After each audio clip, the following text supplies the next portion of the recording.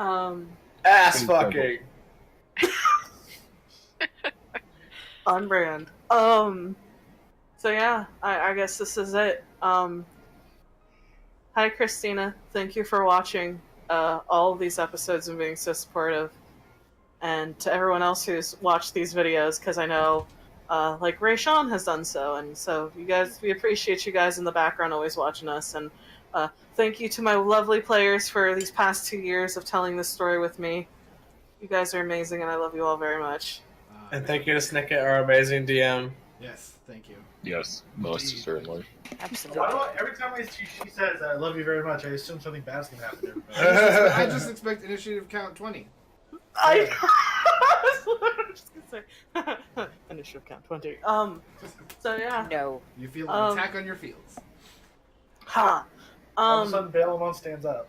He stands up, brushes his shoulder off. He was a forest illusion the entire time.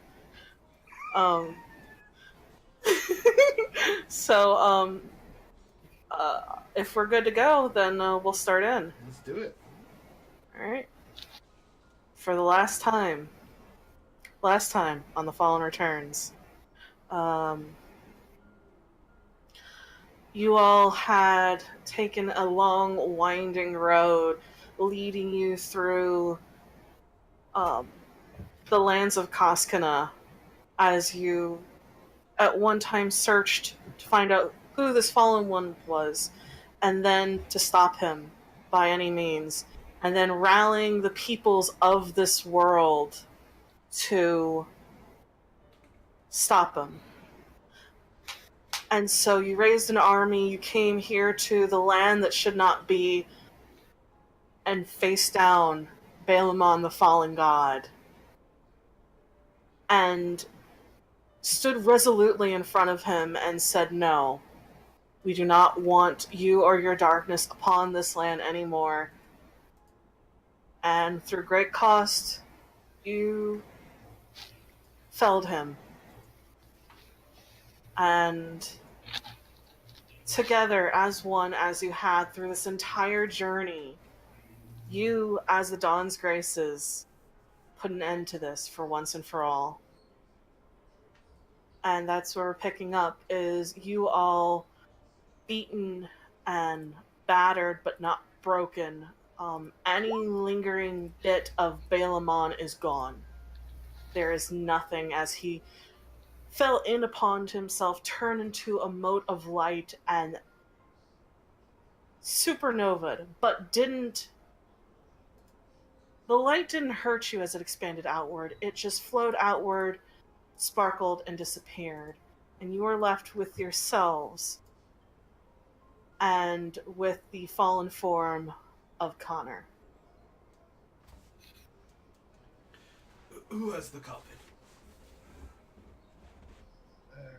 I believe it's Arendir does.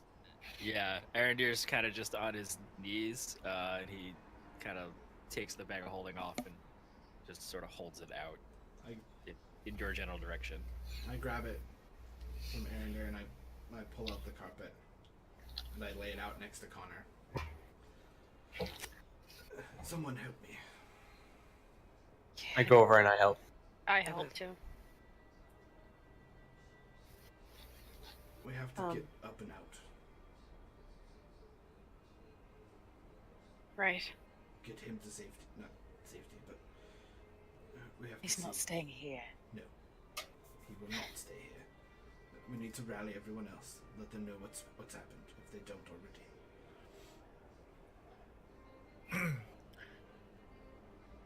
Before we go, hold on.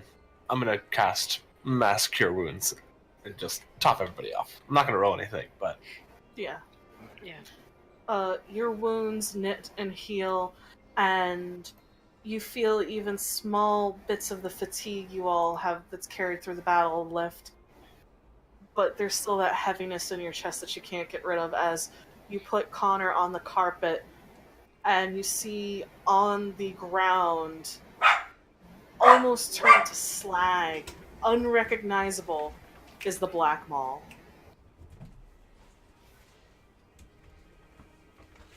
I pick it up. It is both heavy and light in very different ways, and you pick it up in your hand, Alex, as the carpet floats there silently. Will bring us Question. back to your clan.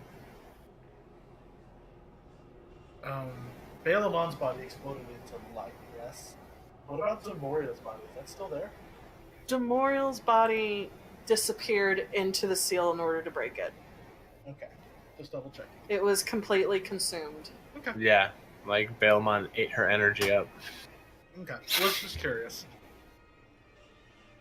Good thought, though. So I guess we just all stumble out of I cast the I tomb. use my 8th level spell slot to cast Fly. I'm on already all of us. flying. But thank you. I cast Fly on all of us, except Alex, who likes to do it on her own. Just the wings are nice from time to time, you know? I'm sure if I had wings, I'd feel the same. Yeah. And I just kind of like pull the carpet along with me. Maybe if like 4 of us want to grab each corner Yeah. and just guide it along. I'll take a corner, yeah. Yeah, I'll take the corner. Let's find the You rest all- of the Omni.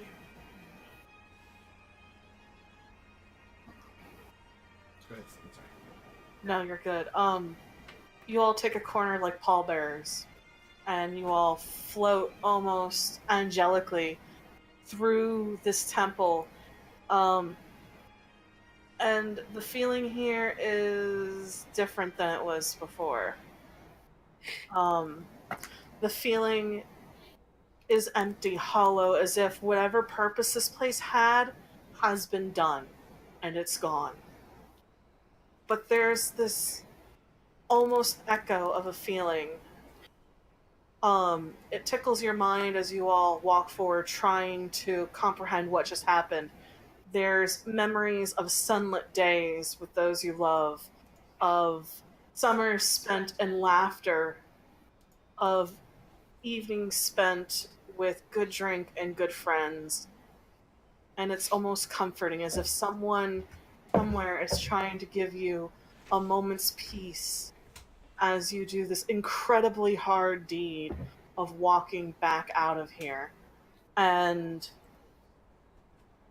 you all leave the temple and head back up towards the castle proper. And you exit back into the library. And even here, it feels different.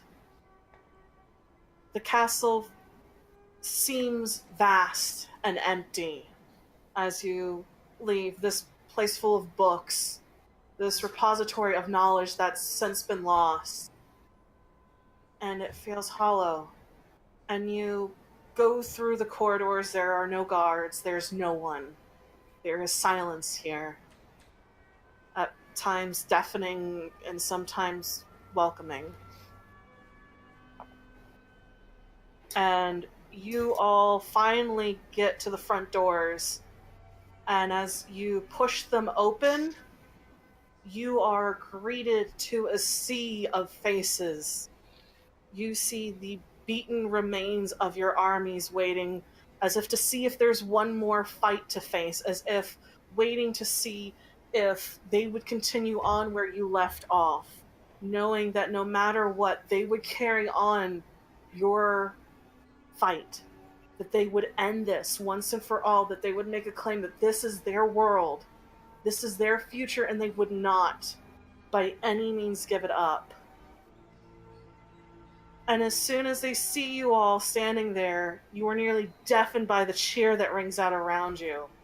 There's relief, there's joy, there's pain, and dozens of more emotions that you can't even take note of as they turn towards you. And it hits you and it hits them at the same time, and there's this cathartic release as it washes over you all. It's over. It's finally over. And then the crowd goes silent as they see that you are carrying the body of Connor. And all at once, the muttering replaces the cheers. and you watch as they form a pathway between you and towards the gate where the command tents are. And they form this pathway. And you walk forward as their heads bow in grief and reverence and remembrance of what you have done here. You hear thanks being given towards you all. You hear condolences bubbling up between sobs and cries. And you hear soldiers putting their hands to their chests.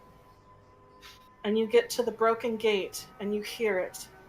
It starts off as a singular voice before building into this loud battle cry.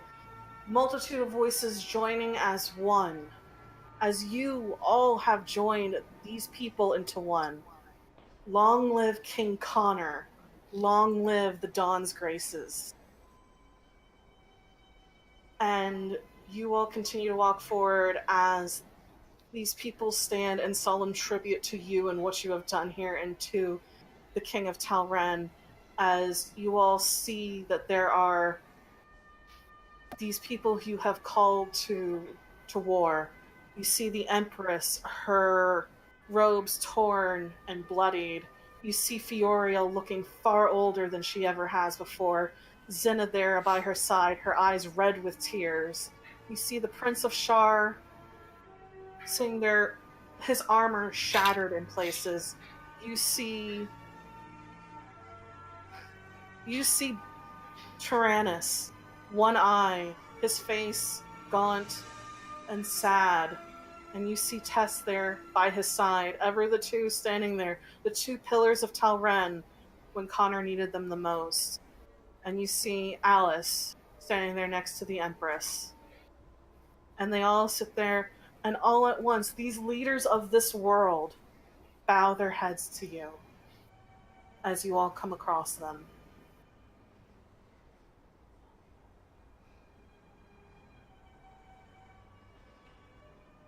I run up and hug Tess. She pulls you into a tight hug, and you can feel her tears just running down her face as she holds you tight. I actually do the exact same thing with Alice. You watch as Fiorio walks up and kneels down before... she bends down before the carpet, and she lays her forehead against Connor's, and you hear her whisper, "Thank you." And you watch as she brushes his hair aside and lays a soft kiss on his forehead, tears streaming down her face, as she looks to all of you. "Thank you. I'm so, so proud of you all."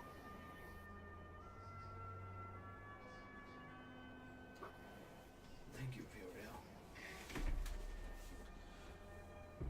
Sorry, I find myself at a loss of words. I think we all are. At this point, you watch as she's startled as the Empress walks forward and places a hand on Connor's shoulder. And in a voice that is surprisingly emotional, she says, "Let it be known this day forward the price Talren has paid for our freedom, for our future. Here, This day will be marked. Not only for the price that he has paid, but the price you all have paid for us. I want the gates opened immediately. There will be a procession of our finest to make sure that Connor goes home with full honors."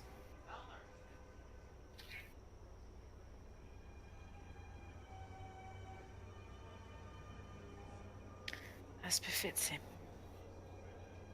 As befits one of the greatest kings of Talren to have ever lived. As befits my friend. Our brother.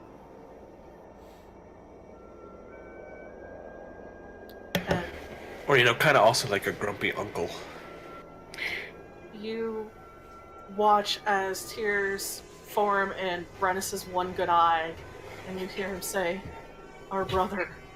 our king.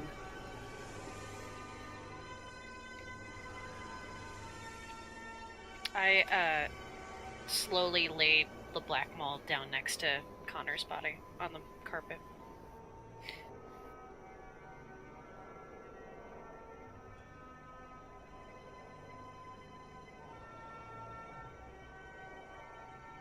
Let's get you home.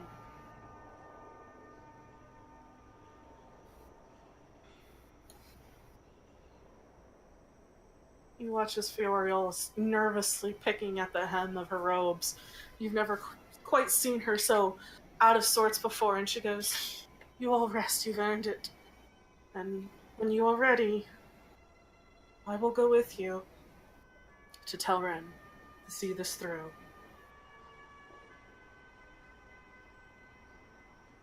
Thank you. I'm sorry, Fioria,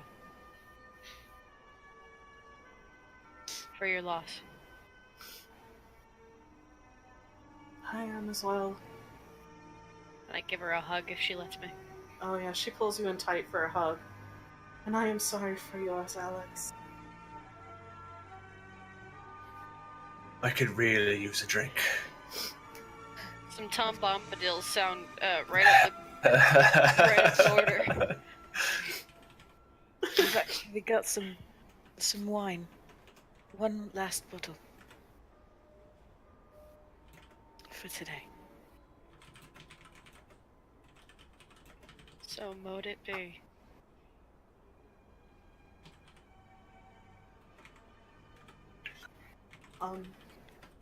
You guys have full access to your tent as you all wash the blood, the dirt from you, and you break open a bottle and relax.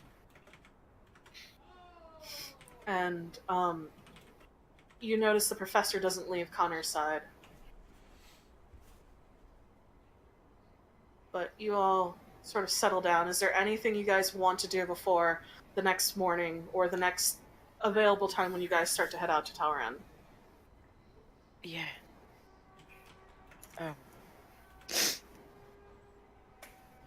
I'm gonna go around and see if I can find as many candles as I can. Oh, you can find a lot of them, surprisingly enough. Anything you guys ask for, these people will give to you, no question. You all have saved this world. You are owed more than anyone could ever pay you, so you ask for candles, they give you candles. They give you more candles than you could ever fucking want, and you're like, I don't know what to do with all these candles. I bring Eowyn into where we're all staying.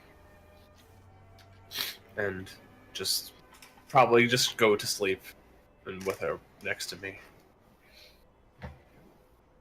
I'm gonna start to do the thing with the candles and just start getting that all set up. Okay. So you find a place where you set up the candles. Corin, Eowyn will not leave your side, even if you want her to. And for the first time in a very long time, Professor, Mirai comes. And she sits on your shoulder. And she nestles against you and doesn't say a word. I just sort of scratch the top of her head. And absent-mindedly reach into my pocket and take out some kind of ration. And just kind of offer it to her. I'm sure if I have bacon in there, it's not good, but I'm sure I have some kind of food. Oh yeah, she kind of half-heartedly eats as she kind of just leans against you. Does anybody want to do anything else?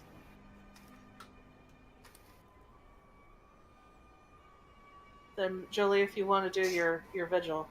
Yeah. Rella's gonna start, as she starts setting things up and as she gets candles from people, she'll just let them know that she's gonna be holding a vigil in a good space. So she's gonna start setting up what candles she can find in sort of like a starburst pattern, with the one in the center, and then 4, and then 8, and then the radial lines coming out from that. As many as she can get. And she'll just kind of wait there and let people trickle in if they want.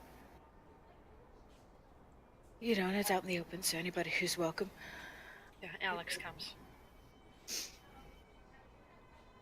So does Aaron here. And she'll just wait until, you know, either people stop coming or, you know, everybody kind of settles down, and she won't light the candles. She'll just sort of stand there. And you guys, especially that know her, would notice that she's not looking at people. She's always looking at people. She's always looking around and observing people. She's not. She's just looking at the unlit candles. And then once it goes silent, she just starts speaking. Connor Blackmore, King of Talaran. Jenkins here. Empress. Ulfric Emberfall. The City of Dawn and its citizens. The Celestial Liara. The first Lightbringers. Every single soul of Cascana who fell while holding back the darkness from engulfing all the other souls. These are the lights that we celebrate tonight. All those who stood against the darkness of the world and cried, "No more! No more will we cower, no more will we live in fear of what is out there. They are the darkness and we are the light. And every soul within you all here shines with a light that is all your own. That inner light and fire is why we fight every day to shine our hearts and push back against the darkness. Some shine so brightly that they burn themselves out. Or they become targets that are snuffed out." And she just sort of motions towards the array of candles that she set out. That's why we light these candles. Whenever we think of our fallen and gone. Because without them here, we all have to shine all the brighter to light the darkness.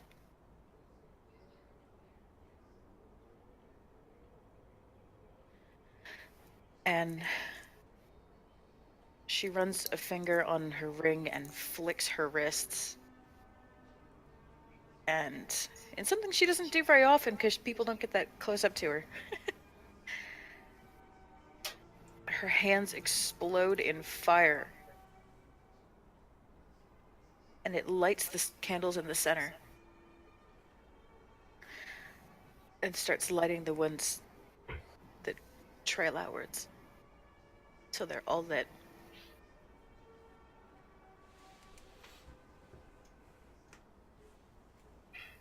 And she just goes back to staring at now the lit candles.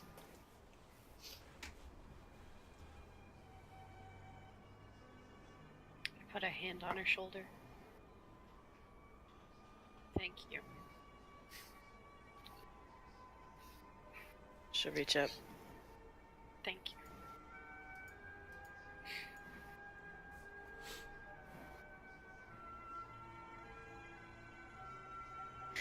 I think your brother was content.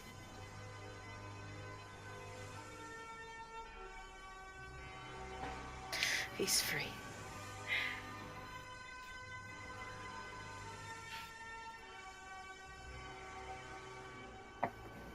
She's not. I guess now I have to try to be. I mean, I think that's what those that love us want us to be, right? One would hope.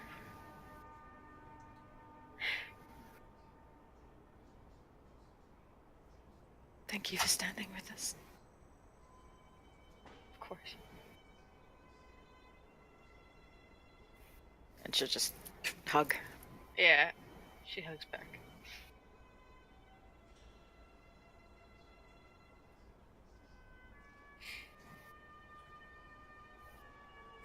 Are you gonna stay there for the rest of the night with the candles? Yeah, she's gonna stay there until she sees the next sun. As you stay in vigil until the sun rises, Professor, you eventually find yourself alone with Connor.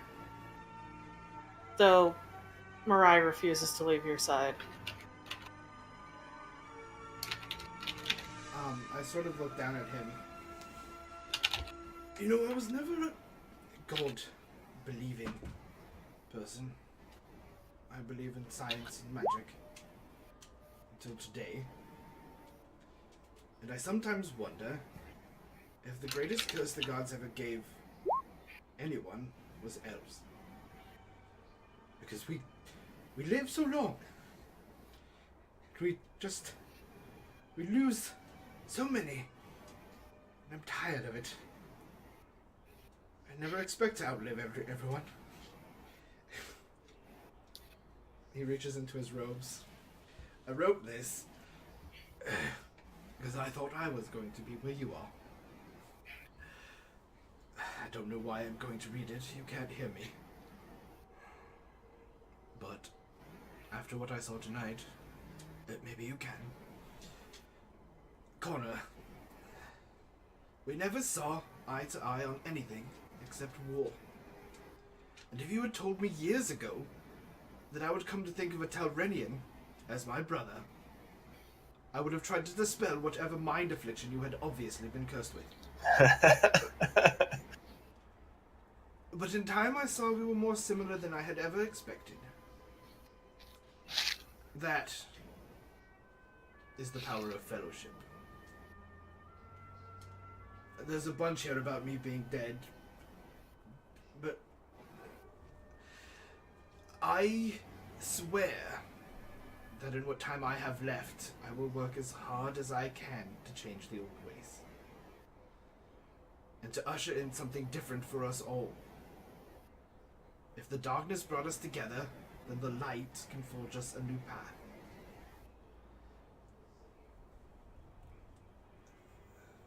This letter will never reach you.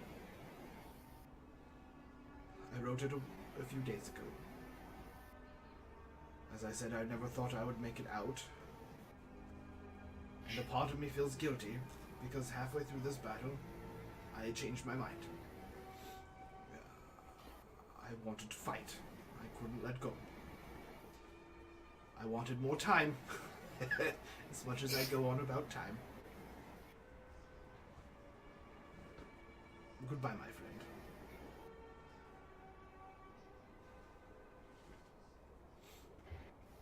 And I sort of take the letter and I just sort of tuck it in somewhere on him.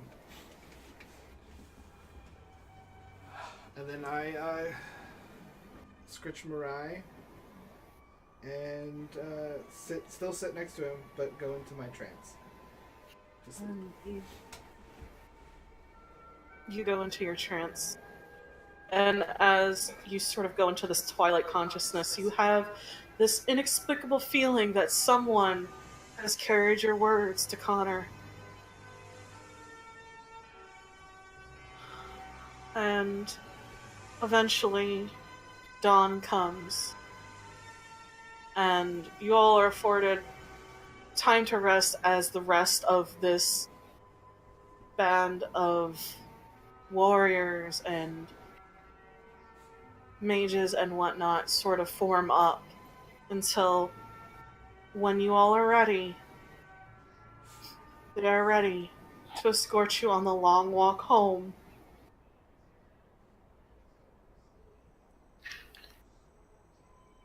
I'm ready.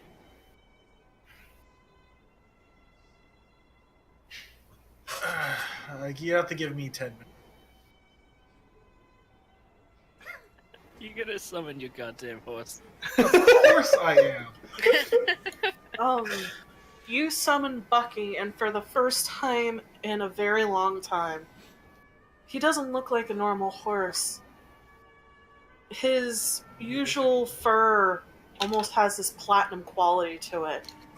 And he is not just a horse, he is this beautiful Pegasus.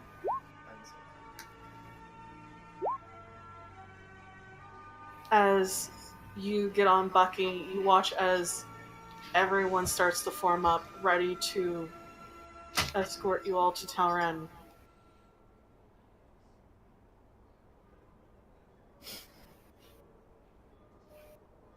And true to the Empress's commands, the gates are open. And the normal guards have stood down. And as you pass by, they go into a salute. And you all follow this long path towards the capital, where word has been sent ahead of time of your arrival, and the Black Mall colors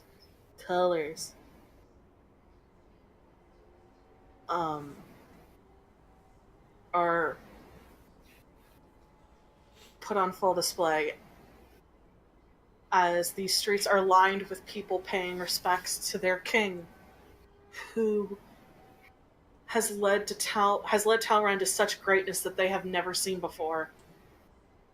And as you walk, it starts off softly and then picks up to where even Battleforge and Tess are singing of an old Talrenian hymn for the dead, of the glorious, honored dead, saviors of Talren. And the song is sung until you get to the very top where the castle is. And there you see the retainers and the servants. You see Cedric looking as if he's mostly recovered from his ordeal, but most of all, you see Isolde. And she is ghostly white, but standing resolute and strong. And you watch as she bows, and she whispers, "Welcome home, my brother, my king. I'll do exactly as you promised. I swear it to you." As you are led inwards, and there is, over the next course of a couple days, a whirlwind of activity of a state funeral for a king. But knowing that Connor was never much for pomp and circumstance, there is a public memorial held outside while you all are afforded a private one. So you all can say your goodbyes without having a crush of people observe on what is a very intimate private matter for you all.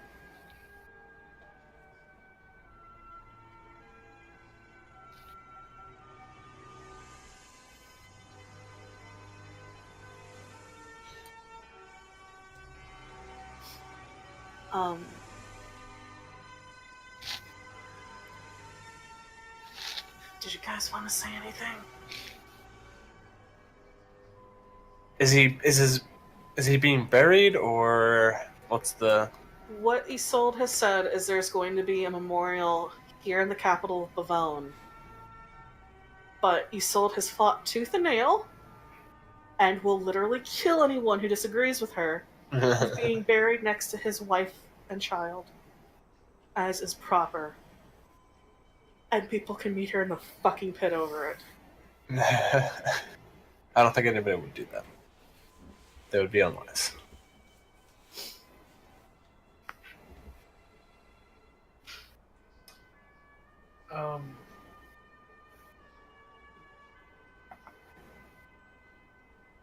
Mine's really easy. I just walk up, say goodbye, my friend, just because I've already kind of said my words to him.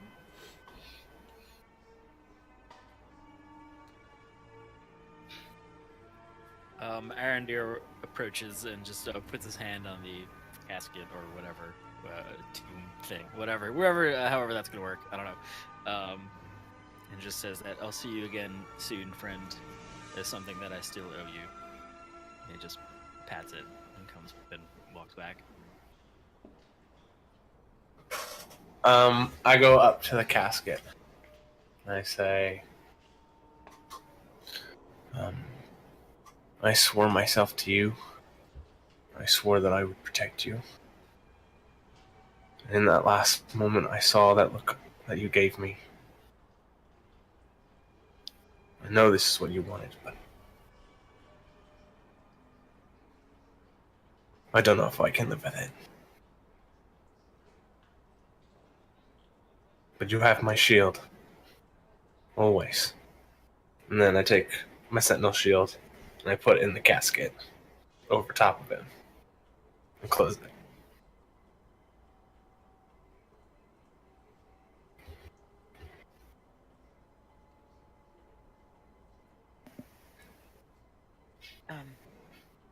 I'll go up. And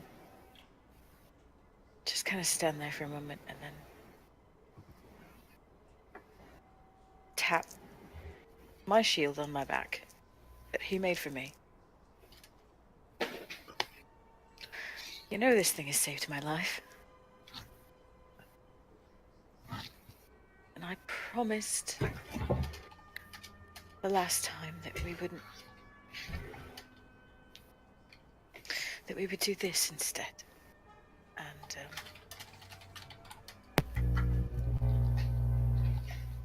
I hope you're at peace, Connor. I'll make sure your story gets out there. And I'll always carry this with me. And maybe I'll kick down a door or two.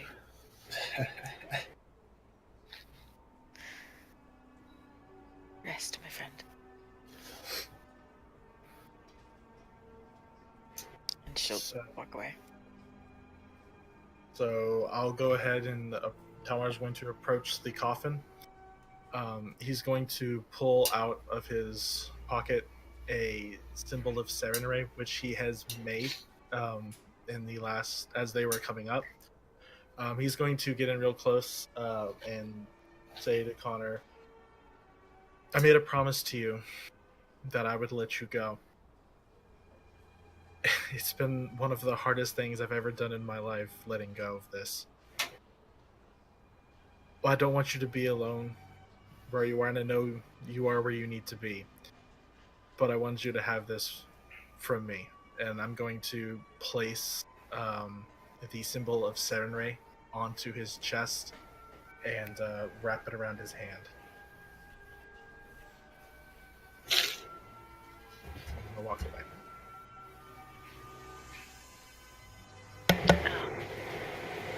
I walk up and I look down. We didn't know each other for very long, but you are one of the most steadfast friends I've ever had. I hope you rest. And I cast light on the symbol of Serenray that Talmar had placed. Bow my head and step back.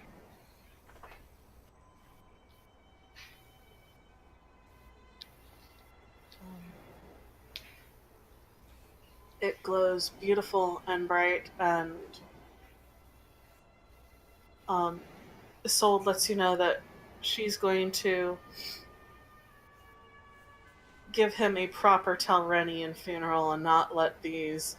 And she kind of looks side to side to make sure that no one's here and says, stuck-up bastards. I'm not going to let them get their way, and he's going to have a proper Talrenian funeral the way she knows he would have wanted.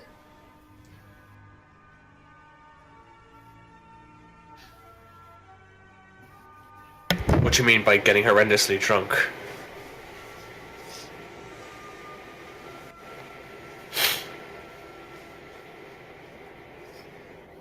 You watch as she calls forth a a servant and tells them to unlock the liquor vault. You all have complete and utter access to it. No questions asked. You should check and see if our booze is done. Didn't we have? We're not Yeah, at Black. yeah. We're not at Black Mall. We're at. We'll probably Oh, pass right. through. I'm You- sure. Yeah, you guys are going to pass through, and sure enough, it is done.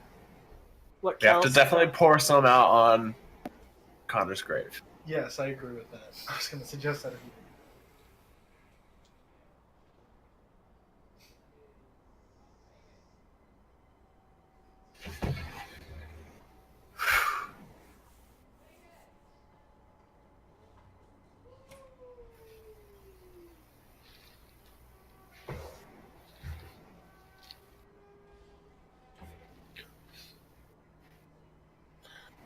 So once all the pomp and circumstance is over, Isolde manages to use her surprising amount of persuasion, which you did not know she had, and managed to get you guys through, just you all and her, as well as Tyrannus and Tass, to Blackmaw Keep, and then to the small little village where this all started.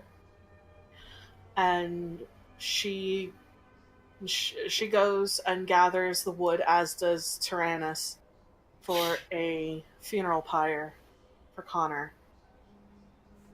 And the Tyranians sing of Connor Blackmaw, greatest of us all, one of the best of us.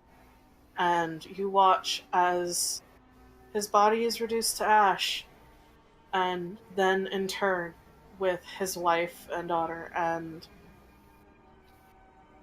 Isolde had made a memorial, and sure enough, you're able to pour one out for your homie. I take a sip of the beer and I go, hoppy. As you guys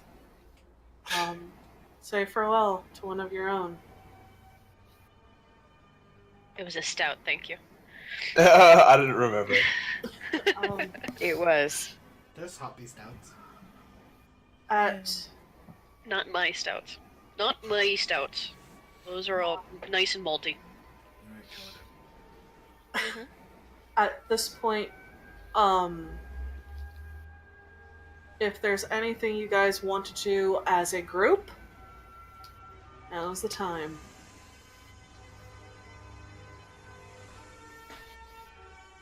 There's a really great place that I think would be fantastic for a vacation if everyone feels like it's kind of strung out and needs time to rest. I don't know Well, about is- you, but I'm going straight to Dacasis. Oh, well, as am I, but probably for slightly different reasons. I was hoping to get back to Frostmire Keep. I have duties to fulfill on my end of the bargain back home.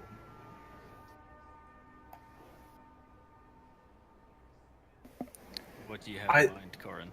Well, I was thinking before we all, well, it seems like part, we should spend some downtime together, and then maybe, well, I have this crystal, something I can bring Gent back with. That's something I want to do. I'm sure we could take time. Corin. I will absolutely go and see Gent again with you. I'll do what I can to help. I did not know I the never man, met him. but If you guys could come with us, but I think Arendir and Talmar and I are going to go down together. Because I think we were the last thing he saw before he died. I want to make sure that we are the first thing that he does see. Comes back. We have so much to tell him. I'd be more than happy to accompany you. He is the one that started this whole thing. I'll stand with you, yeah.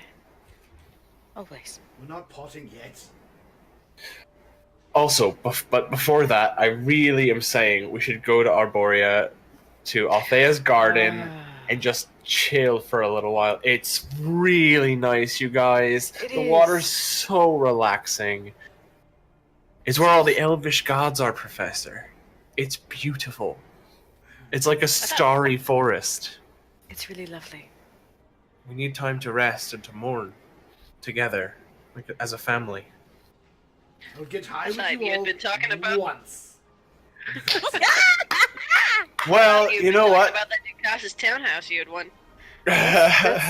That's where I'm planning on going eventually. Because, yeah, I have a need to be drunk and other things and Well, luckily, shenanigans. I'm really powerful and amazing, so Professor, you don't have to ingest any drugs at all. I'm gonna Oh, cast. Corin, why'd you even say that? And then you cast We yourself. don't have I cast- to. I cast either gate or astral projection. Either one of them, I think, will get me there to Althea's garden. Yeah.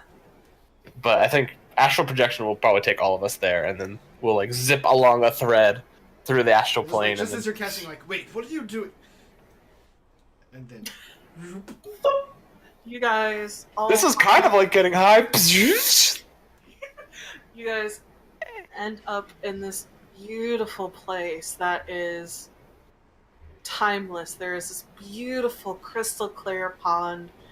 The trees are absolutely gorgeous and green, and there's a sense of peace that settles over you all as you are greeted by this beautiful unicorn who tells you that you all can stay here as long as you all wish. That pain and misery will not find you here.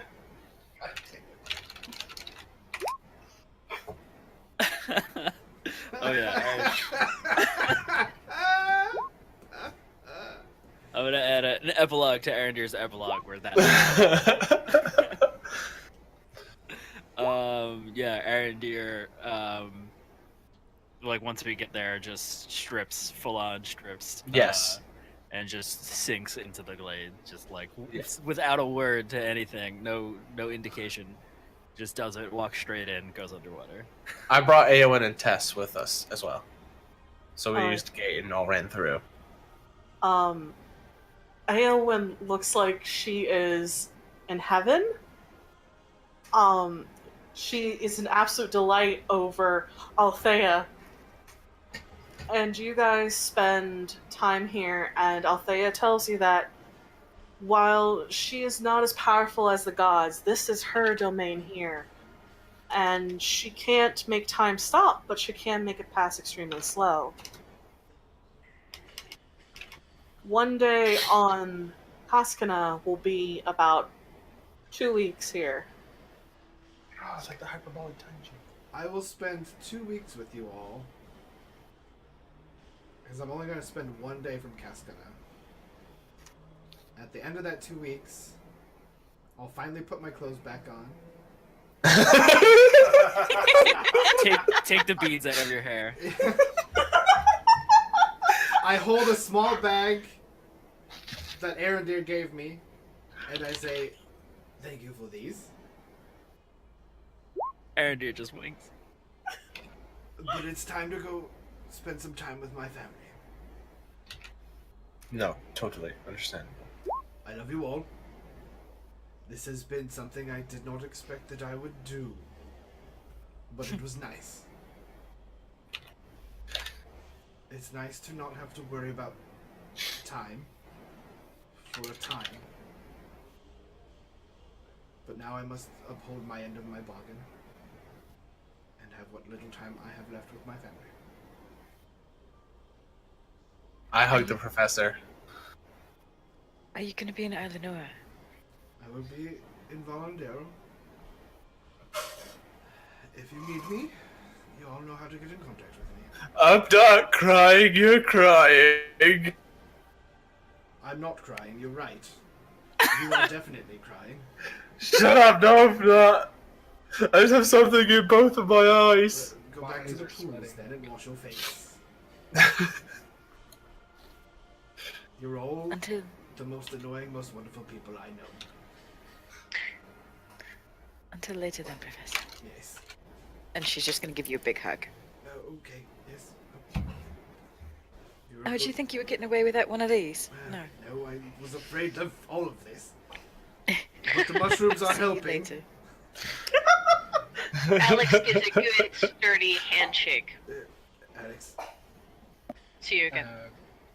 I'm gonna place my arm on your shoulder and just say, if you ever need anything, you know where to find me. I thank you, Grandma. You were the best of them, and I just mean that Try. you were the least misbehaving of them. Aaron, dear. You were the most mistaken. Yes, Professor. Whoa. Am I tripping right now? What just happened? That's beside the point. And then I cast teleport, and I boop. In stunned silence, after you teleport, Arendir's just like, yeah, man.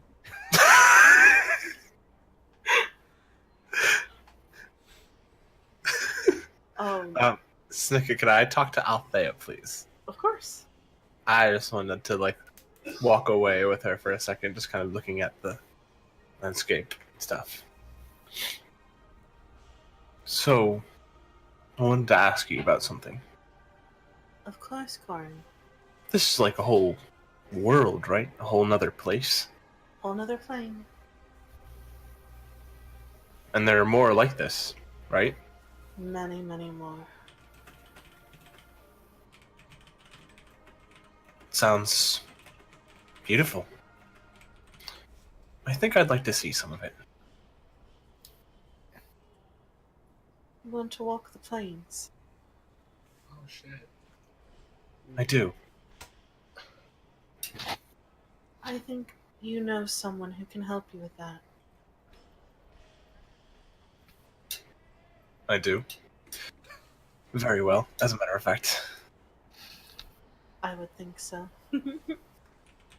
But if you ever wish to come back to here, Corin Gladstone, you and yours are always welcome. I can slow time even further if you wish. No, year, that's all right. feel sure 1 year could be made to be 100 here. That's all right. I think I'm not ready to settle down. I still have things I want to do. Of course, but should you ever want a place to find yourself and relax a bit, my pool is always welcome for you. Thank you, Althea. Sincerely. Of course. And then I'm going to go over to Aowen and Tess and tell them both that. And also, kind of like to everybody else who's remaining. And kind of, I pick up. Actually, I probably can't even pick up Aowen anymore. I hold her hand and kind of look at everybody and I say, I thought after this, after we finished, if we killed Balamon, I'd be done. And I want to settle down and live out the rest of my days getting fat and drinking, but I still want to travel and see everything and help people. I don't think I can ever stop. It's what I was meant to do. It's who I am. And so I'm going to use the power that I have to travel the multiverse, and go where I please and help where I can to the people who deserve it. And if anybody wants to come with me.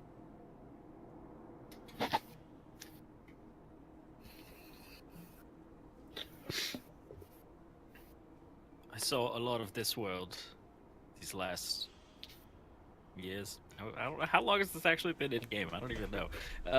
These last time Insert time that it's here. been. Been like, what, 4 years now? It's been a few. It's been a while. Yeah. Redacted. Yeah, exactly.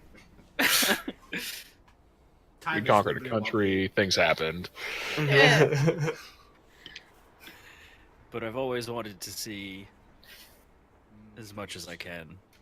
So if you're going somewhere new, Corin, I'm going with you. I I look have down at responsibilities, I'm afraid.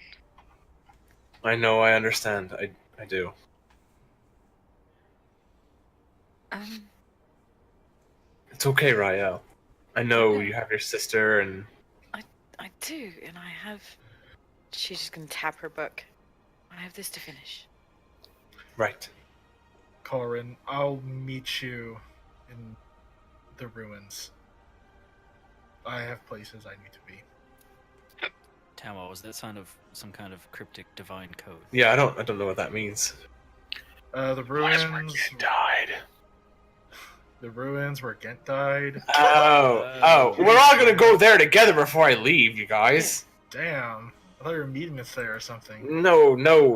I'm just saying in the future. I just wanted to extend an invitation. Okay. No, I'm going to be doing things. I understand. I mean, this won't take me forever. I'll be back, for sure. All right. Next time you come back, I'm sure it won't be that hard to find. Probably not. You are very fabulous. Famed author Rael Nilo. Yeah. Hopefully at that time. Wow. Considering you have a government servant at your beck and call, I'm sure I can get them to sell well in Ducasis. I feel like famed saver of the world, the leap to famed Yeah. author might not be too difficult for you to make. Yeah. Yeah. Indeed. Well, I mean, I'm also thinking, go back to the Bard College for a bit and. I mean, damn, people might buy your book out of a sense of duty.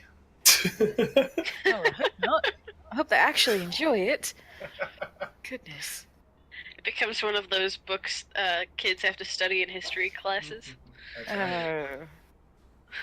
You know what, But though? in like a good way, it's their favorite one that they have to read. I would be okay with that. It's like when I read To Kill a Mockingbird. I loved every second. I never had to read that one, Telmara. You had a strange paladin college, did you? It's a very famous story in Shaolin. So I look at Eowyn and look at Tess, and I say that extends to both of you, obviously, as well. I know it's not a traditional family setting, and it will probably be really dangerous and fraught with peril, but also adventure and friendship, and probably lots of alcohol, since Arendir is going to be here, and me. Look, at least you're honest about it. Aelin squeezes your hand, Connor. Corin, fuck. What? I had to do that one last time. I had to. One last time. No, it's okay. One last time. Squeezes your hand, Corin. Next campaign, we're all gonna have very similar names. Gonna kill me. Dad, as long as I get to be with you, I don't care. We spent enough time apart. I've always wanted to venture with you. And you can teach me everything you know. And Tess can too. And we can be a family. Yes, we can definitely be that. All right. She hugs you.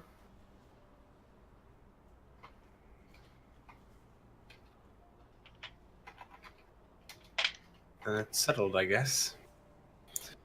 Let's finish things here, and then we can pick a world. There's so many of them. It's going to be pretty fantastic.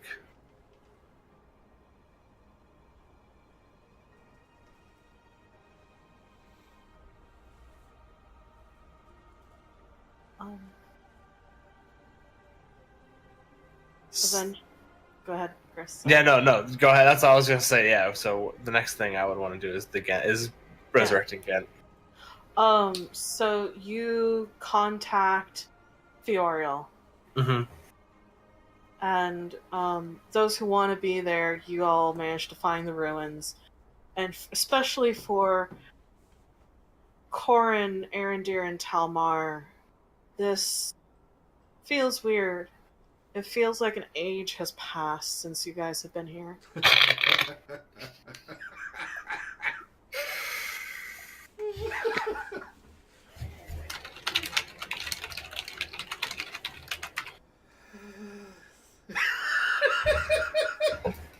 What happened? You guys ditched me. Oh, God. And she's kind of waiting for you outside as if almost too afraid to go in. If you guys could come in with us and then wait outside the actual tomb, that would be kind of amazing. I take Furiel's hand.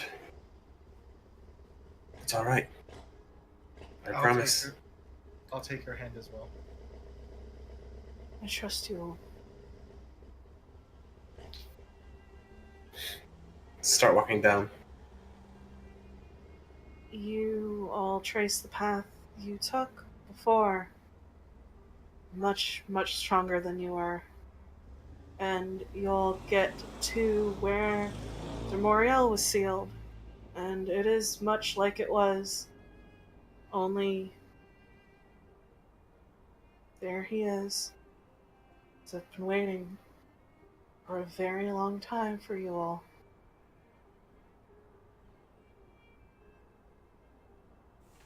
Fioriel turns her head as if she finds it absolutely physically impossible to look at him. I let go of her hand and start walking towards him, nodding towards Talmar and Arendir.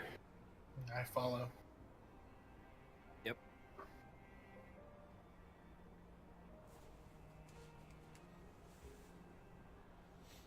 He believed in us.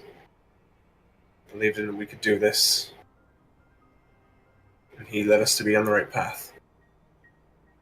The least we can do is let him live out the rest of his. I'll do whatever you need me to do if you. Kent didn't deserve. We could just start channeling our divine powers together and just cast like an ultra resurrection spell. It's reset and resurrection combined. It's like we got all the Dragon Balls. Exactly.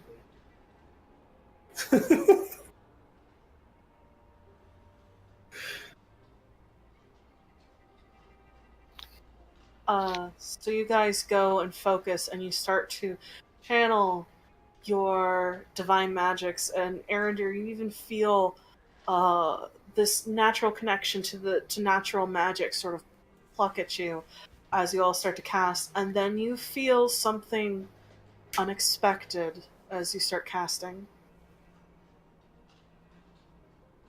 You feel a very familiar presence.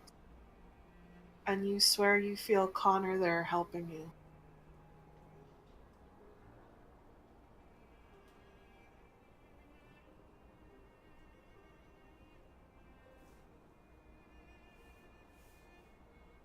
And the magic swells to this bright light.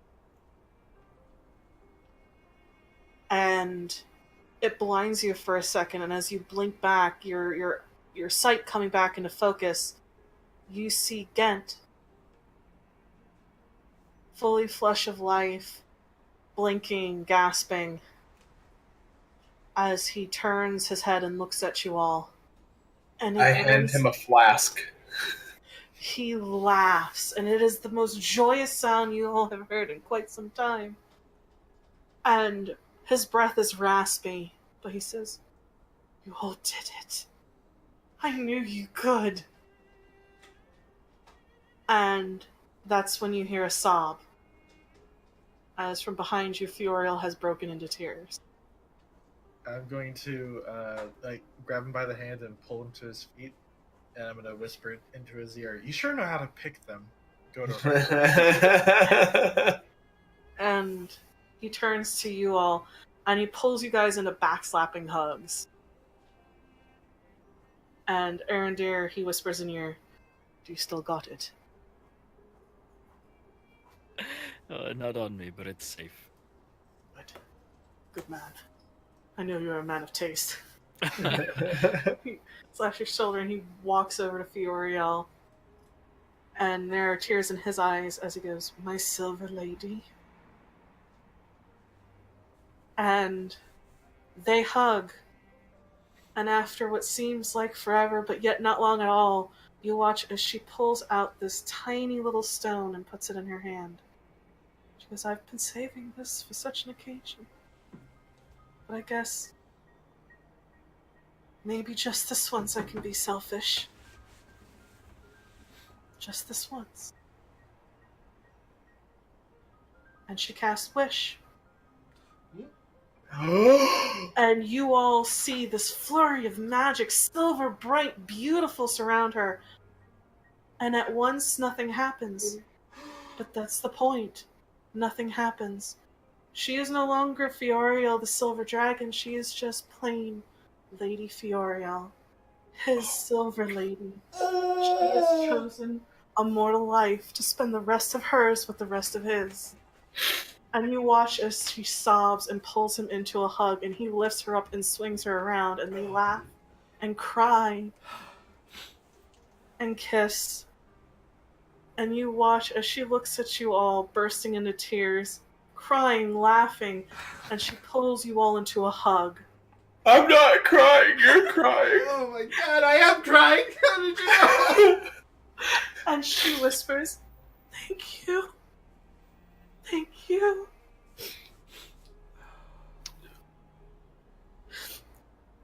And then she does the one thing she has promised to do from the beginning. And you watch as she takes out a pouch, a bag of gold, Oh my goodness. for the job that you all have done. You know, I wasn't gonna remind her about it, but And she laughs and she hands it to you all. I have 5 gold. We're rich.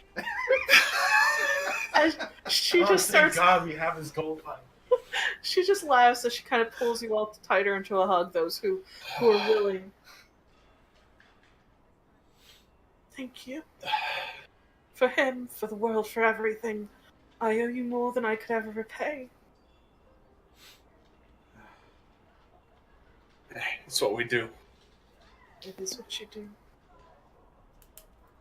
It is. Thank you. You deserve it as much as we do. You've earned the time that Balamon's defeat has gained. Go in peace. And enjoy the sunlight. We will. Together. Damn, Talmar, that was nice! As Gent looks at you all. Bahamut channel me for a second.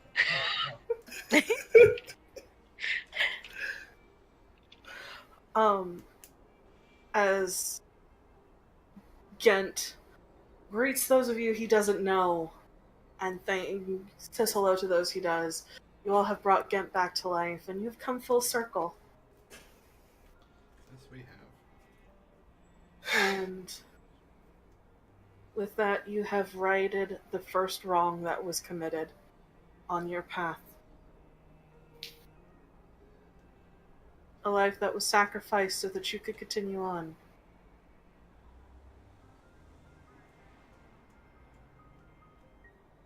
Is there anything else as a group you would want to do before we start?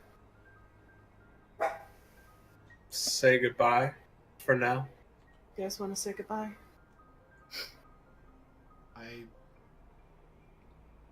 Much more stoically. Because I imagine this is like, maybe like in the middle of my tutelage. Of my Yeah. nephew? Probably, yeah.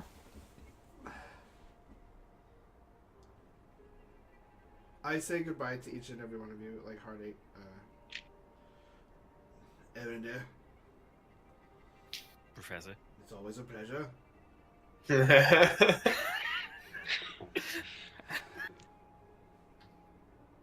I don't have enough like ways to say goodbye, but like you kind of notice that it takes me a while to get words out,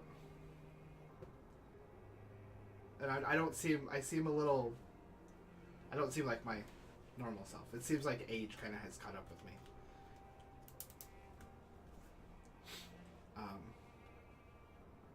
Corin. Yes, that's my name. The professor actually did that. No, I know. Yeah, okay. It was always interesting traveling with you. I always had fun. Yes. Interesting. That is a word I would use to describe it. You were all a pain in my ass. But I love you.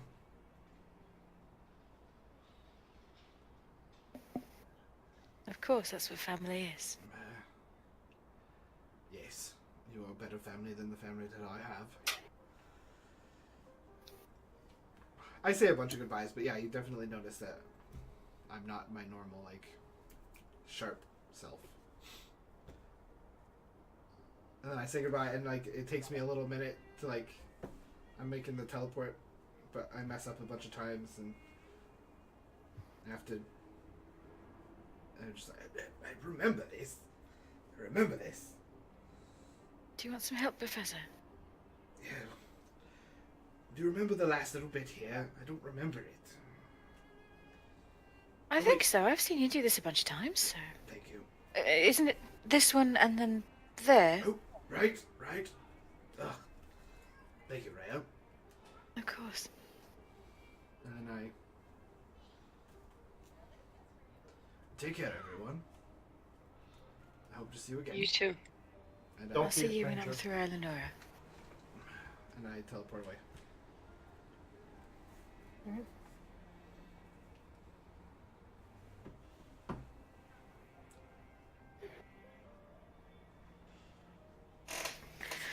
So, Alex, you were gonna go to Cassis as well? Yeah, back home. I'm gonna go have a proper fucking vacation. Anyone else want to come with? We do have that villa. I don't know if I can I'm- convince my aunt to let me enjoy myself, but we'll see. I'm going to She's- follow Fioriel and Gents and meet up in Frostspire, Oh. so I will not be joining. I'll be there soon enough in Ducasis. Yeah. Good. You guys might find me there. You might find me back at the capital. I don't know, but We'll find you. find me. I mean, hey, I'll give you a free copy of my book too. Hey, never It's say only no to appropriate. things. It's gonna be I'm dedicated paying- to us, right? Yeah. You're lucky I'm not paying asking for that- royalties. My coffee.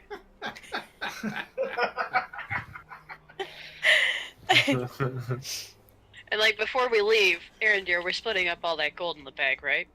Oh yeah, that's a good point. What bag? Oh, I please. I slink it under my cloak. No, that was lost back in the tomb. That's gone. Oh, you no, dropped it in the that's tomb. bad. Of course you did. Right, sure. Actually, Althea stole it. She told me. That awful She told unicorn. you she She just stole it. stole everything. She's a tricksy unicorn. Oh no! Right. Surprisingly dexterous, but having no. Oh, What's wrong? my computer just froze. Oh, no. Alright, pause everything. They can hear you. That's nice. My computer's not on. Oh shit. Oh shit. Oh boy. That's okay. Hold Right. please. I just dumped. I Holding. punched the bottom of the bag of holding open. No, I'm kidding. I You spill just out. turn it inside out and literally everything else You will take fall a out. portable hole, That's you That's open what up I the mean, bag yeah. and just like... Start pouring it in. Yeah. and I just wouldn't dump do it that in. either. And just 30 pounds of white dragon scales tumbles out. Oh shit. What are we gonna do with 22,000 that? gold pieces. That cursed set of armor. I guess the professor didn't want his cut. Please. Nah, we probably would have done this before we all split ways. My family's rich. I leave you with the money. That's true. Besides, I probably literally forgot about it. That's true. Who gets the who gets the flying carpet in the TARDIS tent? Who Well, I mean, Which- you guys are going to be You traveling, guys have so- that. You're one gonna of be us traveling. is- You have use for it. Yeah, you guys have that. Yes. I can get away to fly, so I don't need it. So you know. Yeah. You Well, probably should also Back take in the wand of fancy secrets, Telmar is able to fly. because, you know, What's up? secrets. So you know the planeswalkers over here. Charles? We're not planeswalkers yet, Telmar. We've only been to the one plane. Charles is dead. I think Charles may be sleeping. I Yeah. think it's so. It's late. We're Yep. not like fighting or anything. I don't blame him. Poor Charles. Of all the appropriate times for him to fall asleep, it is tonight. Correct. We're stretching. I think he was just emotionally worn out. Connor has deserved his rest. This Yeah, is true. it is very true. Oh, look at that. Vikings look so peaceful when they're sleeping. When they're not He's- pillaging. He's doing. I think it's too soon for that joke. Oh, look, he's dreaming of reading.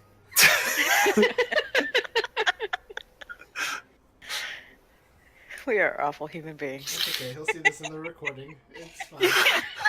He's gonna kill Oh all yeah, I of us. forgot about that. Eh. I mean, really, I yes. hug Rael, and I say, you know, I never expected you to turn to the light like you did, but I'm glad you did. You know, I never expected it either. I don't know. He'll But it watch was recording. it was the Dawnwood. I just I'd never had a place feel so much like home. And that feeling. Yeah, no, he's first on my list. That's why. Hang on. So, yeah. Everyone text Charles at once. It's still loading. What are we texting him? Wake up. I don't have his number, so I I'm can't. just gonna text him. You're not dead yet. Oh, Oh, wait, what's that? Artie, What's it when you like method? wait. Method, yes. You're pretty method. Yeah.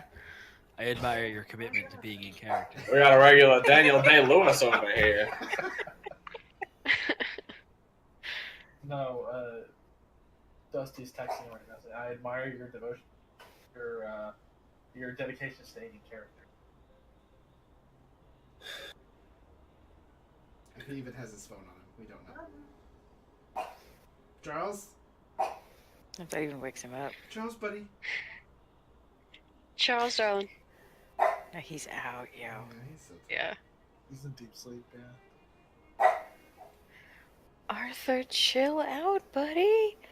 We'll go out when we have a break. Chill. Oh, actually, since we're waiting for Snicket, are we on Yeah. like a quick break? I'll take him out real fast. Let me pause. I'll be right back. everything really quick. Yeah, we'll let you know if. Pause.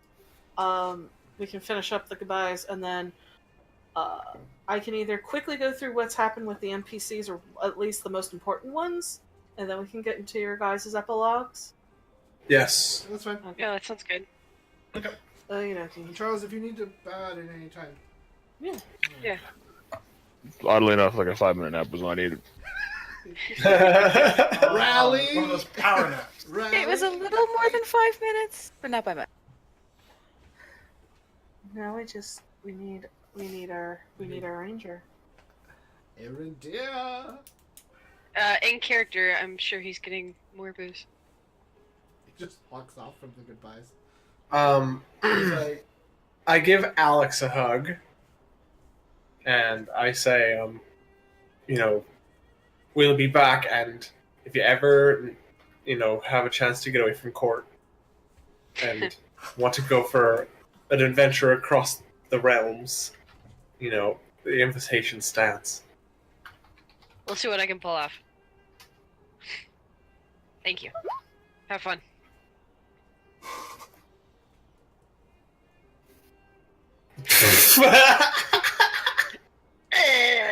Get out of here. I was a deep Oh The my whole god, time. holy shit. Send me I off was- to be with my Tamar twin. turns into a black dragon. Corin was Balamon the entire time. Dun dun dun! plot twist. What a twist! All those times I healed you, I was negative healing you. I don't know. No, I He was takes it all absorbing back your right power. now. And I'll die.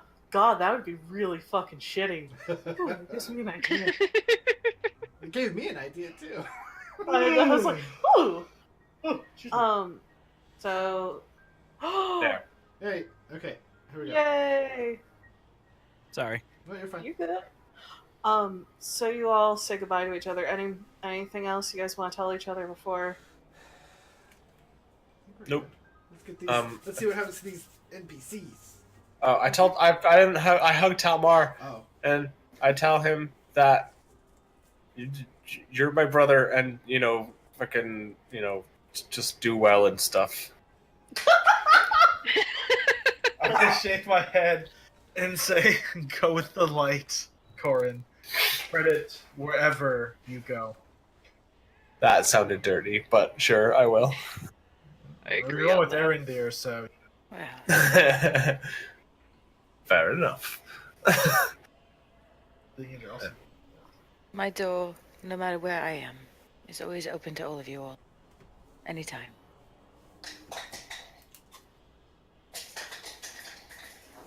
Who's dropping Skittles?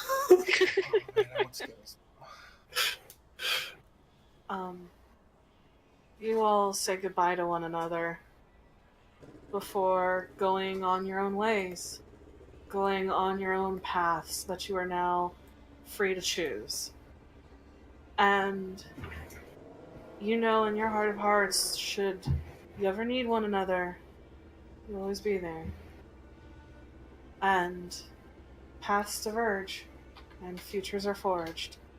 And in the time after the fall, the death of Bailamon, you all...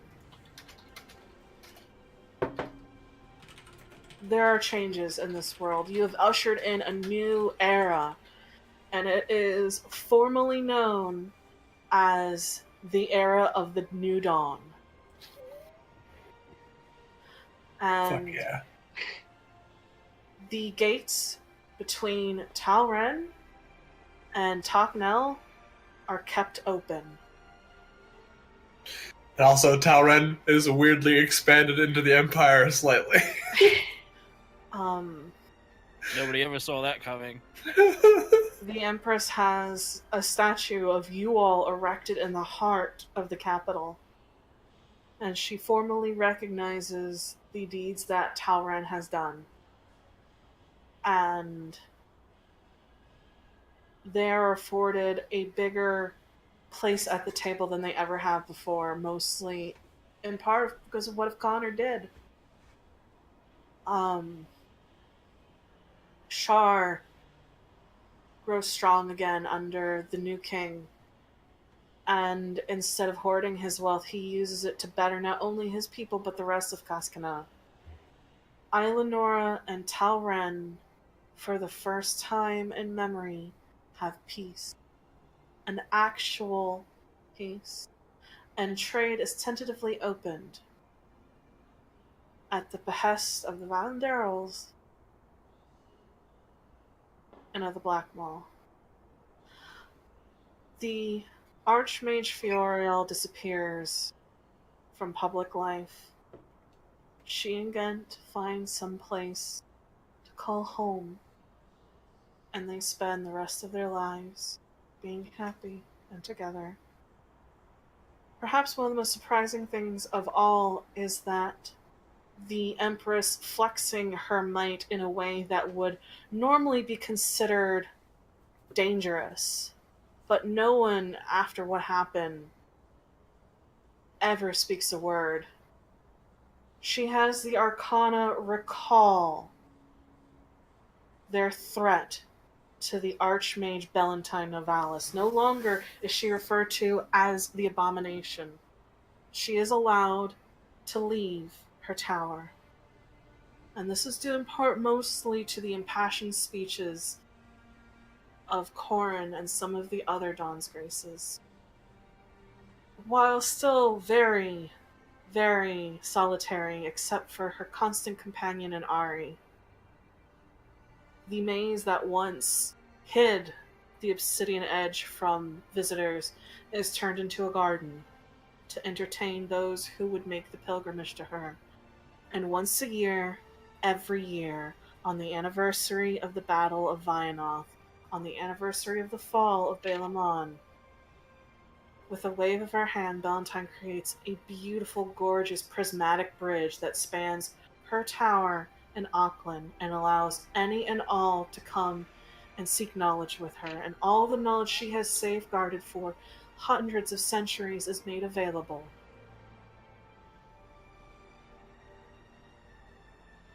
And that's due in part to you all. And for the first time in perhaps a very long time, she feels at peace as she steps out into the brilliant sunlight and steps back onto Koskina proper.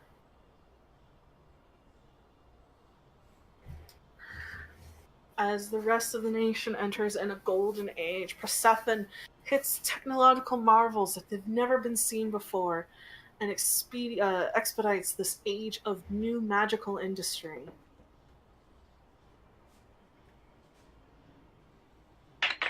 And Tyrannus retires, feeling he has given enough. He names his eldest son head of House Battleforge. And he spends most of his time regaling the small children of tales of Connor the Great and his friends. Tess, in preparation for leaving with Corin, names her niece as head of Hexblade.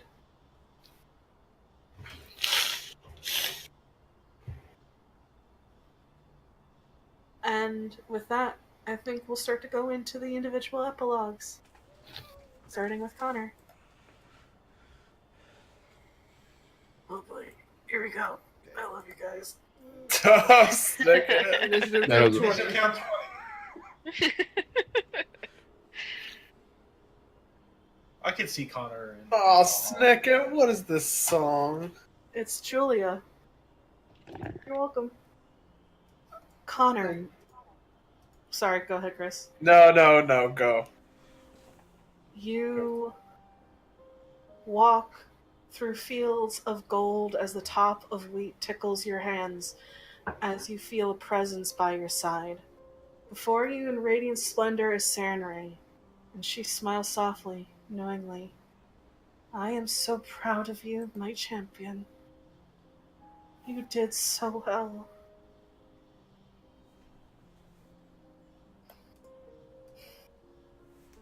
And suddenly the years of pain, the years of fighting are lifted from you, and at once you feel like a young man in your prime again. And the scene of light shifts to a field of flowers, of mountains, beautiful and majestic, that frame the horizon. This looks like home. And Sarenrae gently lays a hand on your shoulder. What you have paid to bring in this new era for your world is more than anyone could ever thank you for. But here I shall try. I've kept them safe for you. Still taking in the beauty of your surroundings, you hear a young girl cry, Daddy! As you see your daughter run through the field of flowers, and she leaps into your arms. She's real. No more visions, no more tricks. She's physically in your arms, and she smells of wild berries in cold mountain air. She smells of home, and her hair is so soft and fine in your hands, just like her mother. And that's when you see her, your wife, rushing to join you. As you pull both of them into your arms, a feeling that you have wished for, longed for so long. And once again, a family is made whole. And the feeling of them warm in your arms is every dream come true. And before you, the span of eternity stretches, peaceful and calm, and yours, all yours. And you hear Sarenrae, her voice in your head, as you feel her light, her grace fall around you and your family, almost protecting you. And thus, never shall you be parted again.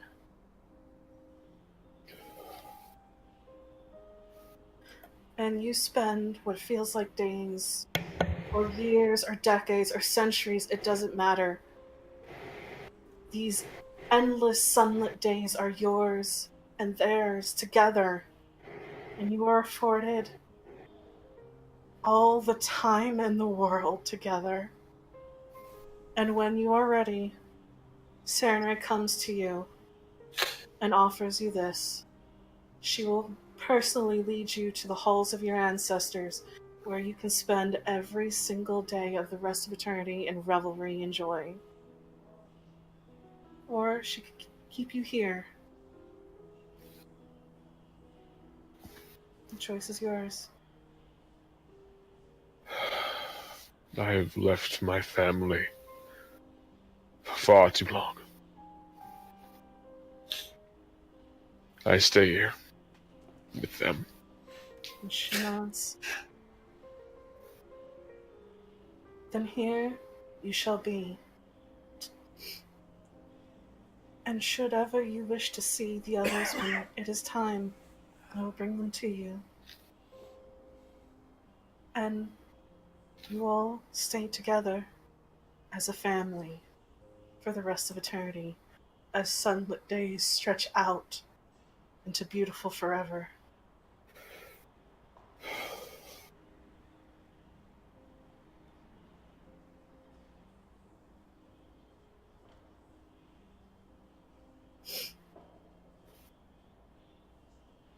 Sorry.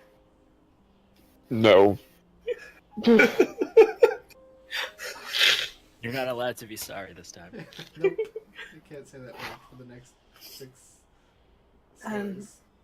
Connor Blackmull has what he always should have had: peace, love, and family.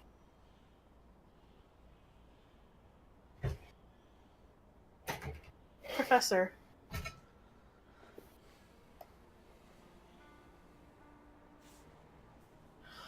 True to his word, the professor returns to Valendarrel to teach his relative those way of magic. Unfortunately for the professor, his nephew, and is much like his father, is a cold and cruel person. But still, he soldiers on, as he has for almost the entirety of his life.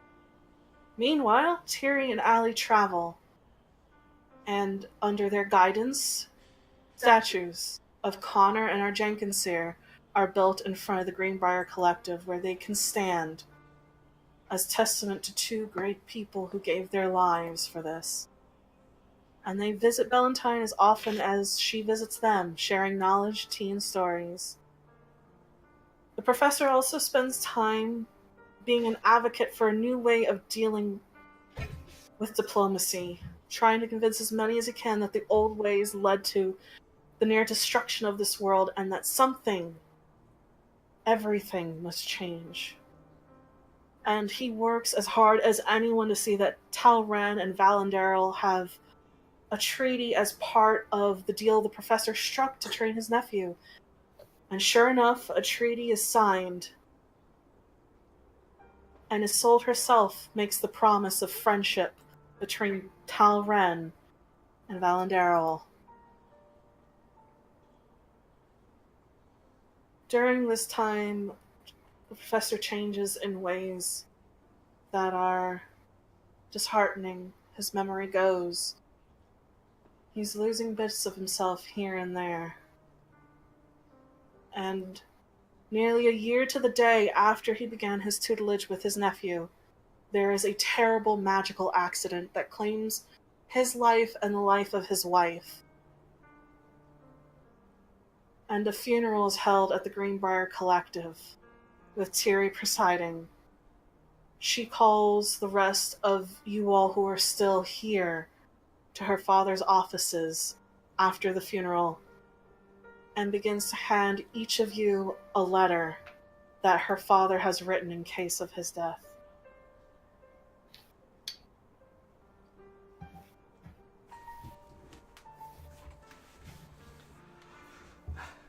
Tiri sits at my desk, and you're all seated on the various chairs in the room. And she looks at you all, and she's like, "This first one is for all of you." And she sort of sets a crystal on the table and taps it, An image of the professor appears. I fear my father was wanted this one to be a bit dramatic. I'm sorry. And the professor starts speaking.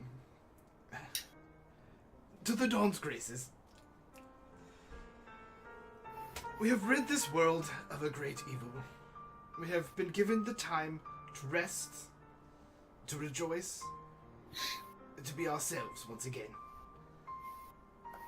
Sadly, if you're listening to this, my time has come to a close. But as usual, my advice lives on in words. Plenty of words. Though the threat of the fallen god is gone, there is much work for you yet to do. Remember the struggles we faced. Turn the tide of hatred, bigotry, and ignorance wherever you see it. Reshape the world for the better, as we reshaped its destiny. Yours, the professor. And it sort of winks out. Rael, you open your letter.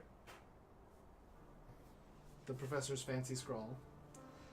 Dearest Rael, you never failed to be the soul of our merry little band of crazy. I will admit some skepticism when we first encountered you on that road to the library, but in time I am glad that I was proven wrong in my assumptions. Your power of the arcane was formidable as any student I had ever taught. And I'm glad to have called you my friend. I hope the future treats you well, and that you continue to sing for the light. I leave to you my personal journal in your capable hands. Spread the word of what we did. Make us legends of story. I feel it's the only fitting way to remember the sacrifices that we've made. Sincerely, the professor. On one of the chairs there's a dwarf you haven't seen in a long time. And Keladin opens her letter. Your choice to be with your family was an admirable one. I'm glad you were spared some of the horrors that we saw. You were a stalwart warrior and a damn fine companion on our journeys. May you and your family have all the time you can muster. Please accept this dagger to add to your collection. I'm afraid it never really saw any battle, but it cuts cheese with the utmost zeal. Sincerely, the professor. Alex is there, and she opens her letter. Dear Alex, I'm sorry about your brother, but I'm glad we were able to give him peace. While I never got to know you that well, you are a brave, strong soul, and you reminded me much of my daughter. Track down that vile beast that ruined the time you had with your sibling, and bring him to justice. I am sorry I can no longer fight by your side, but such is the way sometimes. You are as bright as the dawn. Spread that light to others. Sincerely, the professor. Talmar, you take out a letter. My dearest Talmar, your calm demeanor and oversized heart was a perfect balance to the rest of us. You truly were the heart of our fellowship. Thank you for all the times we had. Thank you for all the times we had tea and discussed philosophy and the nature of the world. I hope you don't take our sacrifices too harshly upon yourself. We did what we had to do, and in the end, we gave time to the world. All my tea plants in my study are now yours. Take care of them. They are incredibly older than you are. Yours, the professor. Aaron dear, you, sir, have a problem.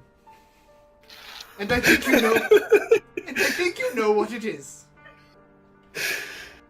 Never change, Erendir. I know I may have judged you for your vices, but time is all we have, and I, for one, can tell you, enjoy every minute of it. It has been a pleasure to have fought by your side these years. You have the best qualities of the elves in you, and none of the bad ones, as I do. You're a good man. Stay that way. I'm only sorry that I can't fight with you anymore. There is a drawer in my desk at the collective. Go there with my permission, and tap on the drawer 6 times, and then say retirement 9 times, and pull. The contents are yours to keep. Farewell, and spend time with your father. Love, the Professor. Erendir, do you do what I tell you to do? I tap 6 times, I start saying retirement, and I think you're fucking with me, and I stop. And then I tap 6 times and say retirement 9 times, and then I do the whole thing. Yeah, I take what's that. I get it. Whatever's in there. It pops open, and there is a bottle of whiskey older than even the Professor. Shit. And a tiny note that attached that said, I can enjoy a drink or two. I'm not a complete stick in the mud. That sneaky bastard. Corin, you open your letter. You kept us all alive, Corin. I know you're arguing with me right now, but you kept us all alive. You kept him alive long enough to save the world, and then you let him go to his family, as he should. Free of any burdens he left here in the material plane. You did right by all of us, and there is no one who could have done it better. While I may not have always agreed with your tactics, you proved to me that the light of Pelor is more than I ever gave it credit. And now I too have passed on. But time for me was always on its way out. You now have it. Do not waste it. Spend as much of it with your daughter as you can, for you never know when that could end. I leave my personal library, my staff, and my monocle to you. But not for you, it's for your daughter. May she grow up as wise as you, and hopefully as smart as me. Your friend, the Professor.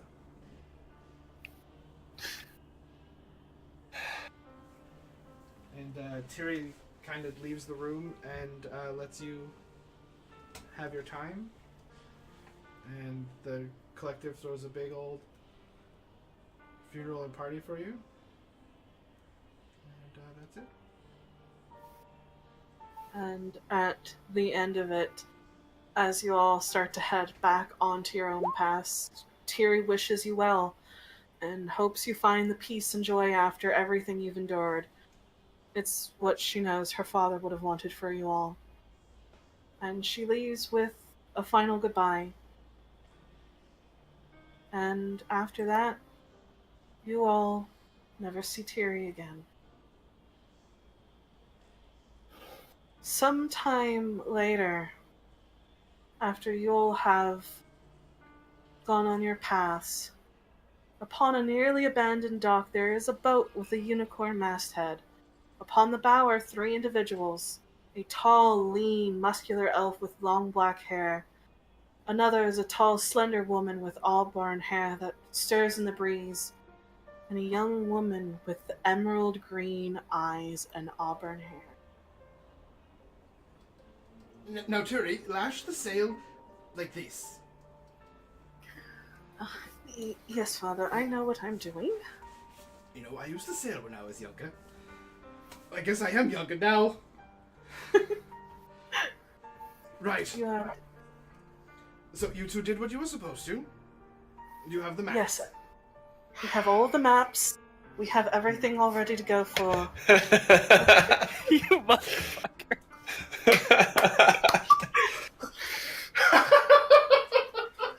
Are you ready, Father?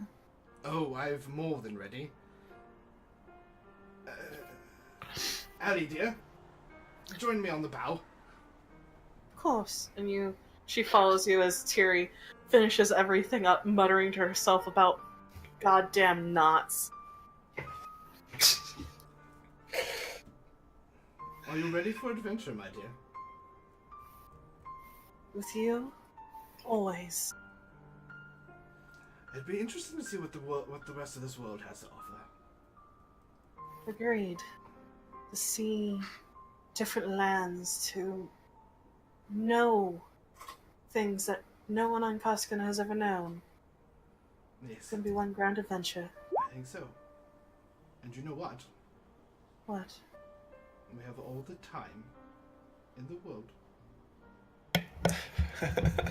That we do. Tiri, Yes, Father? have I ever told you about the time that I fought a lich? I don't believe you have, Father. And the boat just sails off over the horizon. To a beautiful, glorious dawn.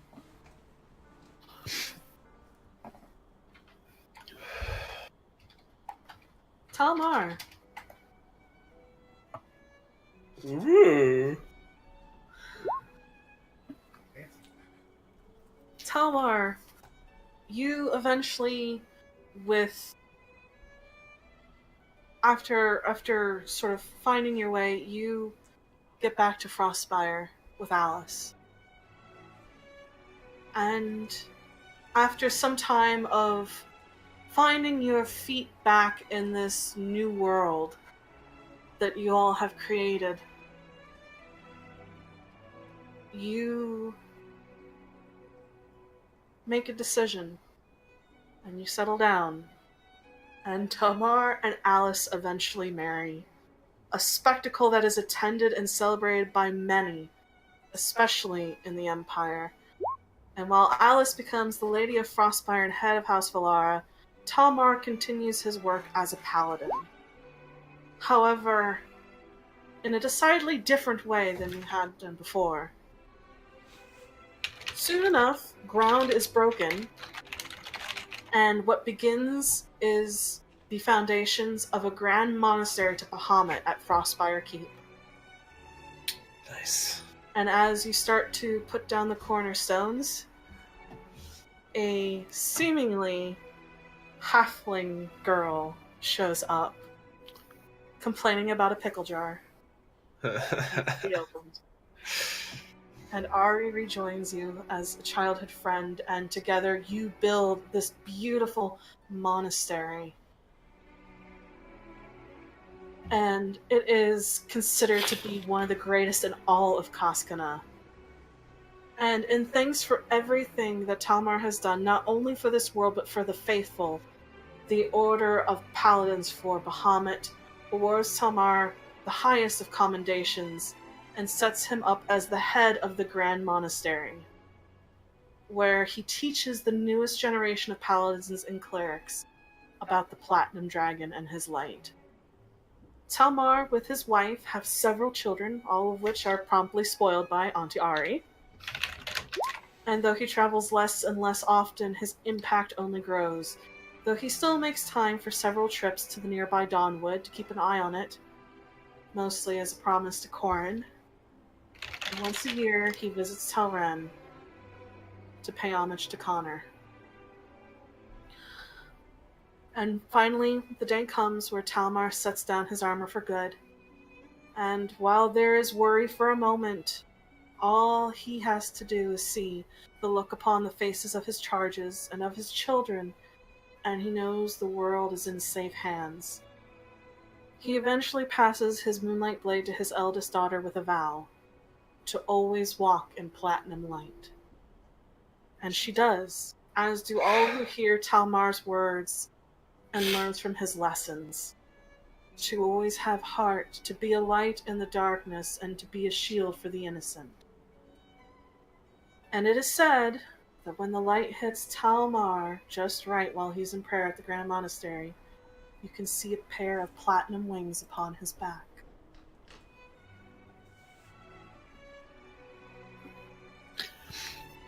That's metal as fuck.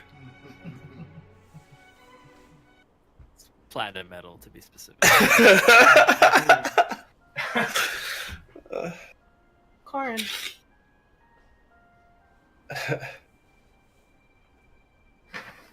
After speaking on behalf of Bellantime and resurrecting Gent, your work is hardly done. You begin to track down Balberith with some of the other Dawn's Graces, with the tenacity and zeal that you did fighting Balamon. But he proves ever elusive, even now.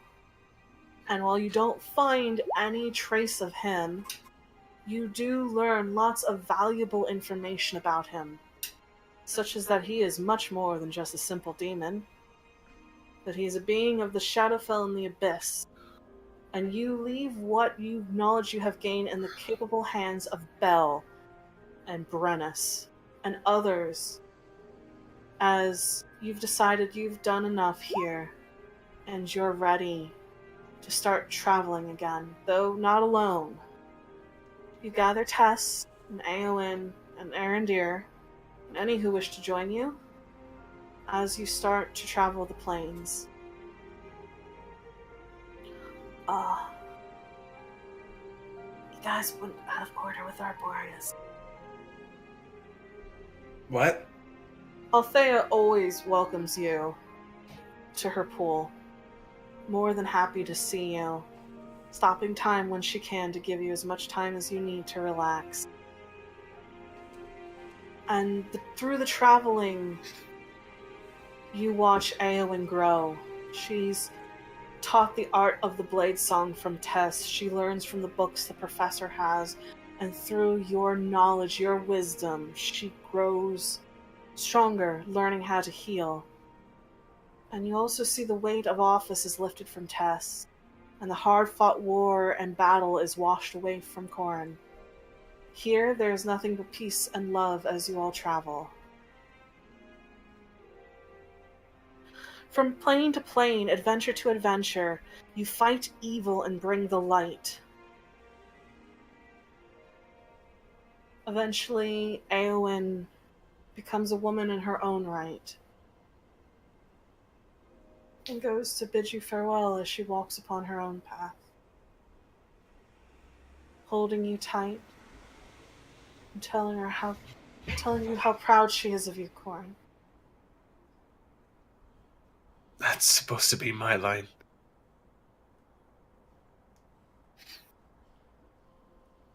Go with my blessing. I know you'll do amazing things. I will. I love you, Papa. And I you. Walk in the light. Always. Oh, really? Goodbye. I'll be back. I'll find you. I always will. Promise. I promise I'll come back with such amazing stories. Tess, take good care of him.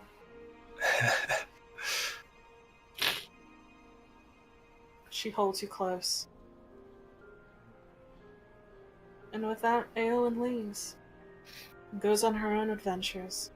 As you, Tess, and Arendir become legendary planeswalkers. Fighting evil where you see it, healing those who need it most. Legends and stories are spread. As the champion of Pelor becomes a legend, leaving the light wherever he goes.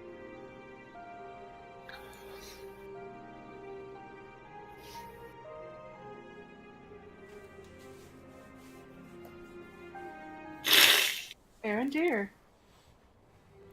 Oh god.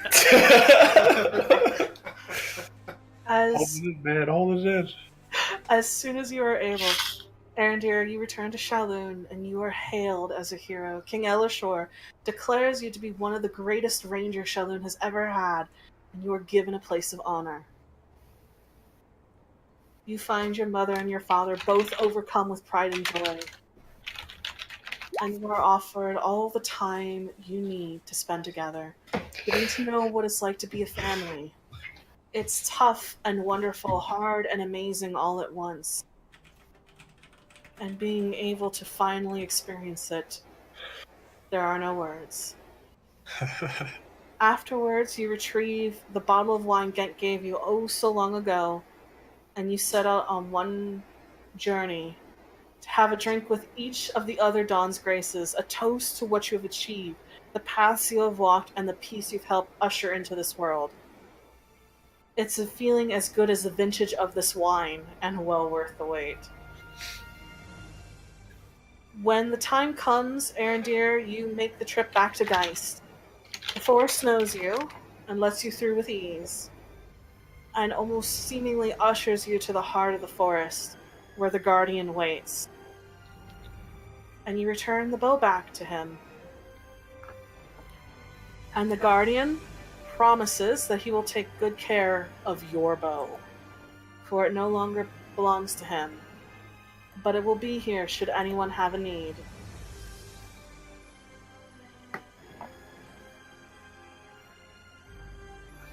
And with that, go ahead. So when I get the bottle of wine, I am gonna make a point to visit Dinah. I share a drink with Dinah. Fuck yeah. I go to the Citadel and share a drink with Kel and Tomlin. What was the husband? Tomlin.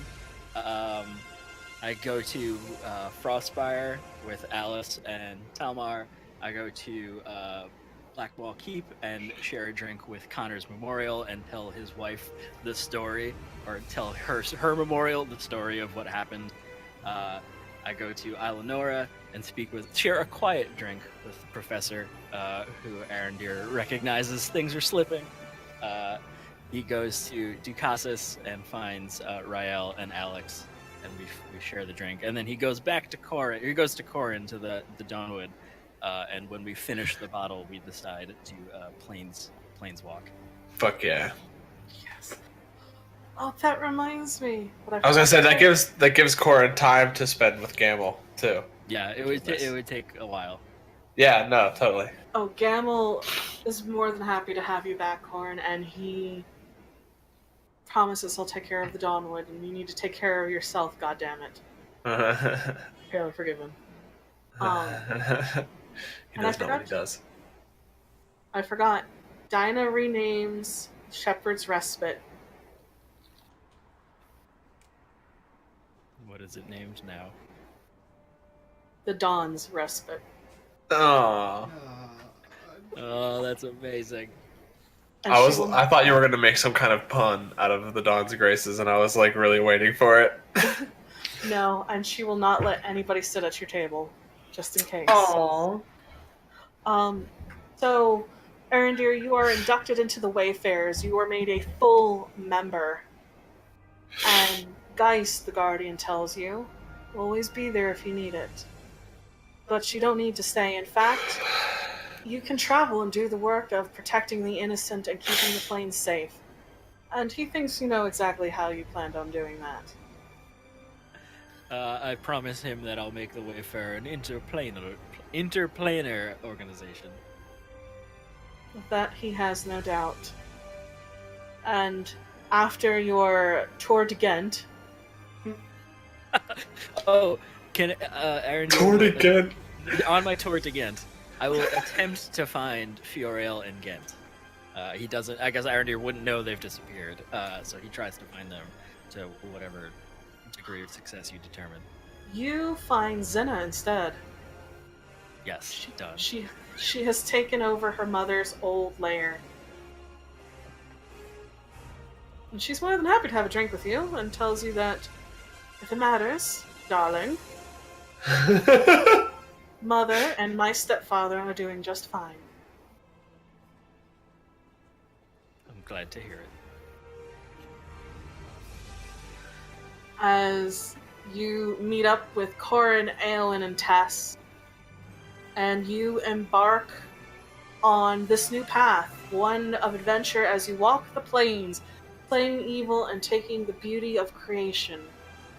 And you savor every bit of it and all the freedom that comes with it.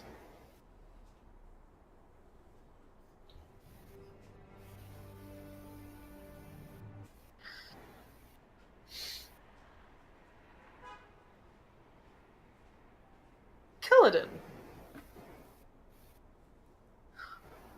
Kel was there, leading the charges against the demons during the final battle. She fought with the armies, doing her best to help her friends out as they descended down to Balamon. And she fought with valor and honor. But unfortunately, no one really ever escapes war unscathed. After the battle is done, after seeing you all to Talren, to Connor's grave, she heads back to her husband and child, missing her right arm, but full of joy that her friends had succeeded in defeating Balamon, even though there was the sadness of Connor's death. After that, Kel and Tom worked to rebuild Bergerac, leading the village well into peace and prosperity. And as doting and loving parents, they helped Layla grow into a strong young woman who often would follow Kel to her trips to the capital, until she eventually joined the Empire's military academy. At the age of 20, one of the youngest for the dwarves in the army, she studied hard and quickly became a leader within her class's ranks. Upon graduation, she received the rank of first lieutenant even, and still continues to rise up through the ranks, becoming a leader that all can turn to in a time of need, much like her mother. Tom and Kel would continue to lead their town, with Tom's carpentry business booming and his baking taking off. Kel began to teach at the military academy as a temporary professor when she's not busy at home with Bergerac with her husband, and people come near and far to taste his wares and to see the living legend known as Killadin. Alex. Alex never did expect to survive the final battle, and without her twin, there were many times she wasn't even sure if she wanted to. Life was hard without him, and though she tried to do her best to honor his memory, it was still a struggle. Together with Arendir and Corin, she sought vengeance against Balberith, and were able to find whatever minions still clung to this world and spent every ounce of strength she had to destroy them. Whatever ties that were left were gone. Balberith's hold in this world wiped. She would continue to search, and she let her order know exactly what she did, a legacy to protect others that would be everlasting, knowledge that would help. She had promised her aunt that she would come back, and she did. Well, at least most of her did. It's hard leaving a part of yourself in Vianoth, harder still to keep going without it. For years, she struggled with PTSD and survivor's guilt before finally getting help for it and refocused herself to her order. The Order of Heronius had suffered major losses during the final battle, and worse still, had lost their leader. But without hesitation or question, they decided Alex would lead them. No one else was nearly as qualified, and she was a proven leader. With that, the Order would openly work with the governments of Koskana to prevent darkness from ever threatening the innocent again, and Alex would be the one to lead the charge. And it was during a diplomatic mission to Toknell in the name of her order where she met a human named Robrecht Falkenheit. With him, she found a bit of peace that had been missing for so long. The two would fall in love, and eventually they got married, having 3 children. Though removed from battle, Alex would always serve diplomatically and would do her best to avoid combat as much as possible. However, if needed, Alex was always there to step in, and it was that dedication to serving and protecting others that has lifted her to a legend both within the Order and history itself.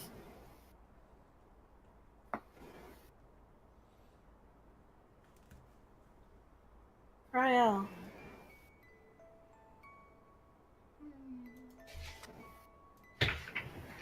Oh god, this Rael would go song! on to become a legendary bard, surpassing even her teachers at the college. Her story, the legend of the Dawn's Graces, would be told around the world and more. Every child would clamor to hear the story, and other bards would even try their best to tell it, though no one was ever as good as how Rael would tell it. Her stories were collected in volumes not only that graced the shelves of every bookstore and every bard's college, but there was always a copy kept in a place of honor at Ballantyne's. And every now and then the Lich would boast that she has a signed copy. As to the bard herself, she did make it to Decassus, find that beautiful barmaid Vanya, and made use of that village by the sea. There was revelry, drinking, sex, and drugs as she tried to blot out the world and the memories, even for a little while. And during that time, Keegan began to grow into a fine, strong phoenix, a constant companion to Rael, adding to the myth of the Bard of Fire and Light. Realizing it's time, eventually she packs up and heads east, first to Shar, where there her sister welcomes her, and for a brief time they bask in the warmth of family. And for a moment, nothing else matters. Afterwards, she headed to the Dawnwood, which always welcomed her, a home away from home. Bella, most of all. And Bella swears to Rael that she will always be there for her.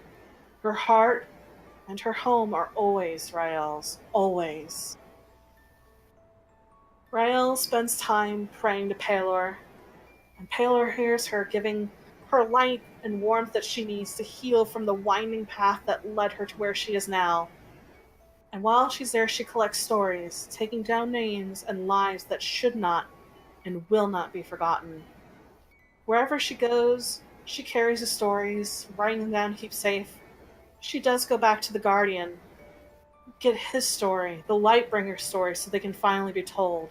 The Guardian is forever grateful that his friends, his loved ones, will finally live on once again, and hopefully this time never be forgotten.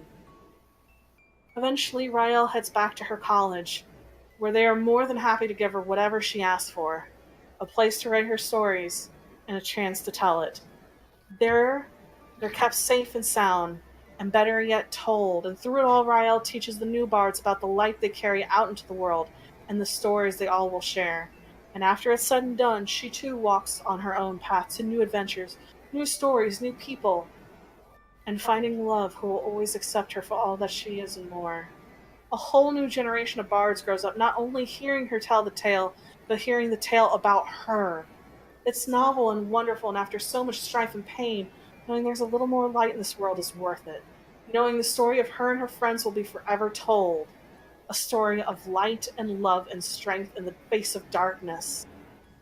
Rael walks into the stories as she helps weave, knowing she will make a difference in this world, as you all have made a difference in this world.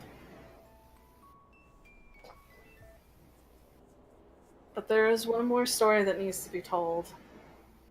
Sometime much later, in the heavens upon where the thrones of the gods sit, a tiny light shines bright. Beside it, the figure of Sarenrae, tilting her head. And all at once the light grows until it forms a being. Beautiful and golden, a halo no longer cracked. The whole. The figure of Balamon is forged once again, his eyes blinking, confused, as Sarenrae sits there and smiles. You have been reborn. They did not know that this would happen, but it has. You have your sins burned away by their light. Their fire has made you anew, and their words have etched upon your heart your true purpose once more. The demon's hold upon you is gone, Balamon. Or should I say Azoriel? You watch as Balamon's face tilts downwards. I can never be forgiven for what I have done to that world, to what I have done to all. And Sarenrae smiles sadly. No, I don't think you can be forgiven for what's transpired. But that is why you are here. You will serve as you are supposed to have always served. There is a world down there entering a new era, and in it, it will need justice and mercy in equal measure. Take up your sword and serve, Azoriel, God of justice and mercy, and be forever grateful that the Dawn's graces bathed you in their light and showed you the way to finding yourself once more. He takes up his sword and turns it over where once mercy was written. In Celestial are the names of the Dawn's graces, a memory to always know where the right path he needs to walk will be, and what light truly means. And that, everything shifts. Some stories end as others begin. This is how your story ends. Crowds are always drawn to bards, to stories. And the crowd drawn to a small bookstore is a thing of wonder.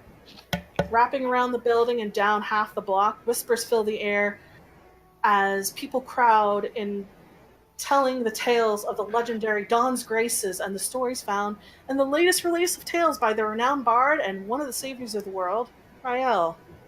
A bell rings above the tome on the range, the bookstore door, and inside, the volume of the crowd swells. Here inside, the bookshelves line the interior from floor to ceiling, covering every wall. It smells like fine leather, beautifully binding the books, and the sweetest hint of vanilla. The energy is electric, and the noise of the crowd is near music, especially to the ears of a young woman who's walking in. Each happy, excited look on the faces of the crowd, each word of inspiration from the pages fills their hearts with such joy. It brings hope to some where there had seemed to be nothing but darkness. And you watch as the young woman's smile grows wide. It is a book, it is a story that was all yours, and now it's the world's. A memory of you all preserved in paper and in time. A story of bravery, of treachery, of love, of loss, of renewed hope, and of dashed dreams. And as they read this tale, your tale, they will find in it whatever they need. They're with you as your child breaks free of the hag's hold and looks upon you once again. When you are crowned King of Talren, when you realize your child has been stolen from you, when the phoenix hatches for you, when you're reunited with your mother again, when you find that the love of your life was always by your side, when your brother falls in battle, and they hope, and they dream, and they love with you, all of you. And it is the most beautiful thing, a book. You save the world for certain, but this is your greatest gift to the world. Words, stories, memory, a legend.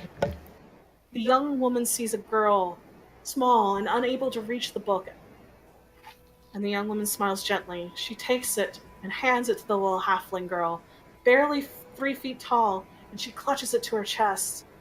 And again, she looks up at her, eyes welling, heart filled with admiration and wonder. And she squeaks her thanks, half stumbling, half running from the store to read the legend of the Dawn's Graces. And tomorrow, somewhat sleep-deprived from staying up far too late, she wakes up and still filled with your stories. She picks up her sword, and she learns to fight. There in all of this, the young woman smiles, seeing the story spread with love and hope. Around her neck is a worn symbol of Palor. At her side is a thin blade, and on the other side is a wizard tome upon her. And Eowyn Gladstone smiles as she sees the children laugh and play, learning to have hope that was always there, a light in the darkness, a legend of her father and of her family. This is how your story ends. This is how theirs, all of theirs, everyone who reads your tale, begins. And that's where we're going to leave off for the campaign. Sicket, you're amazing. All of you guys are amazing. Yeah. I love you too.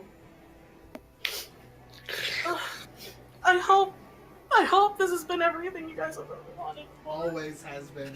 Always. I will mean, be. it's okay. It was perfect, Sicket. That was so good. Oh my god. Oh, man. I Yeah. hope you guys on the internet enjoyed watching 8 people cry for 3 I mean, you're not wrong. No, you're not. You're not wrong. No. And the story of the Dawn's Graces ends, but yet begins more stories. And so as we close this book, I'd like to say good night, Christina. Good night. Good night, Christina. Good night, Christina. Jason, I'm waving good night, at all of you. you. Night, Jason. Nice Ray. And I put the book on the shelf.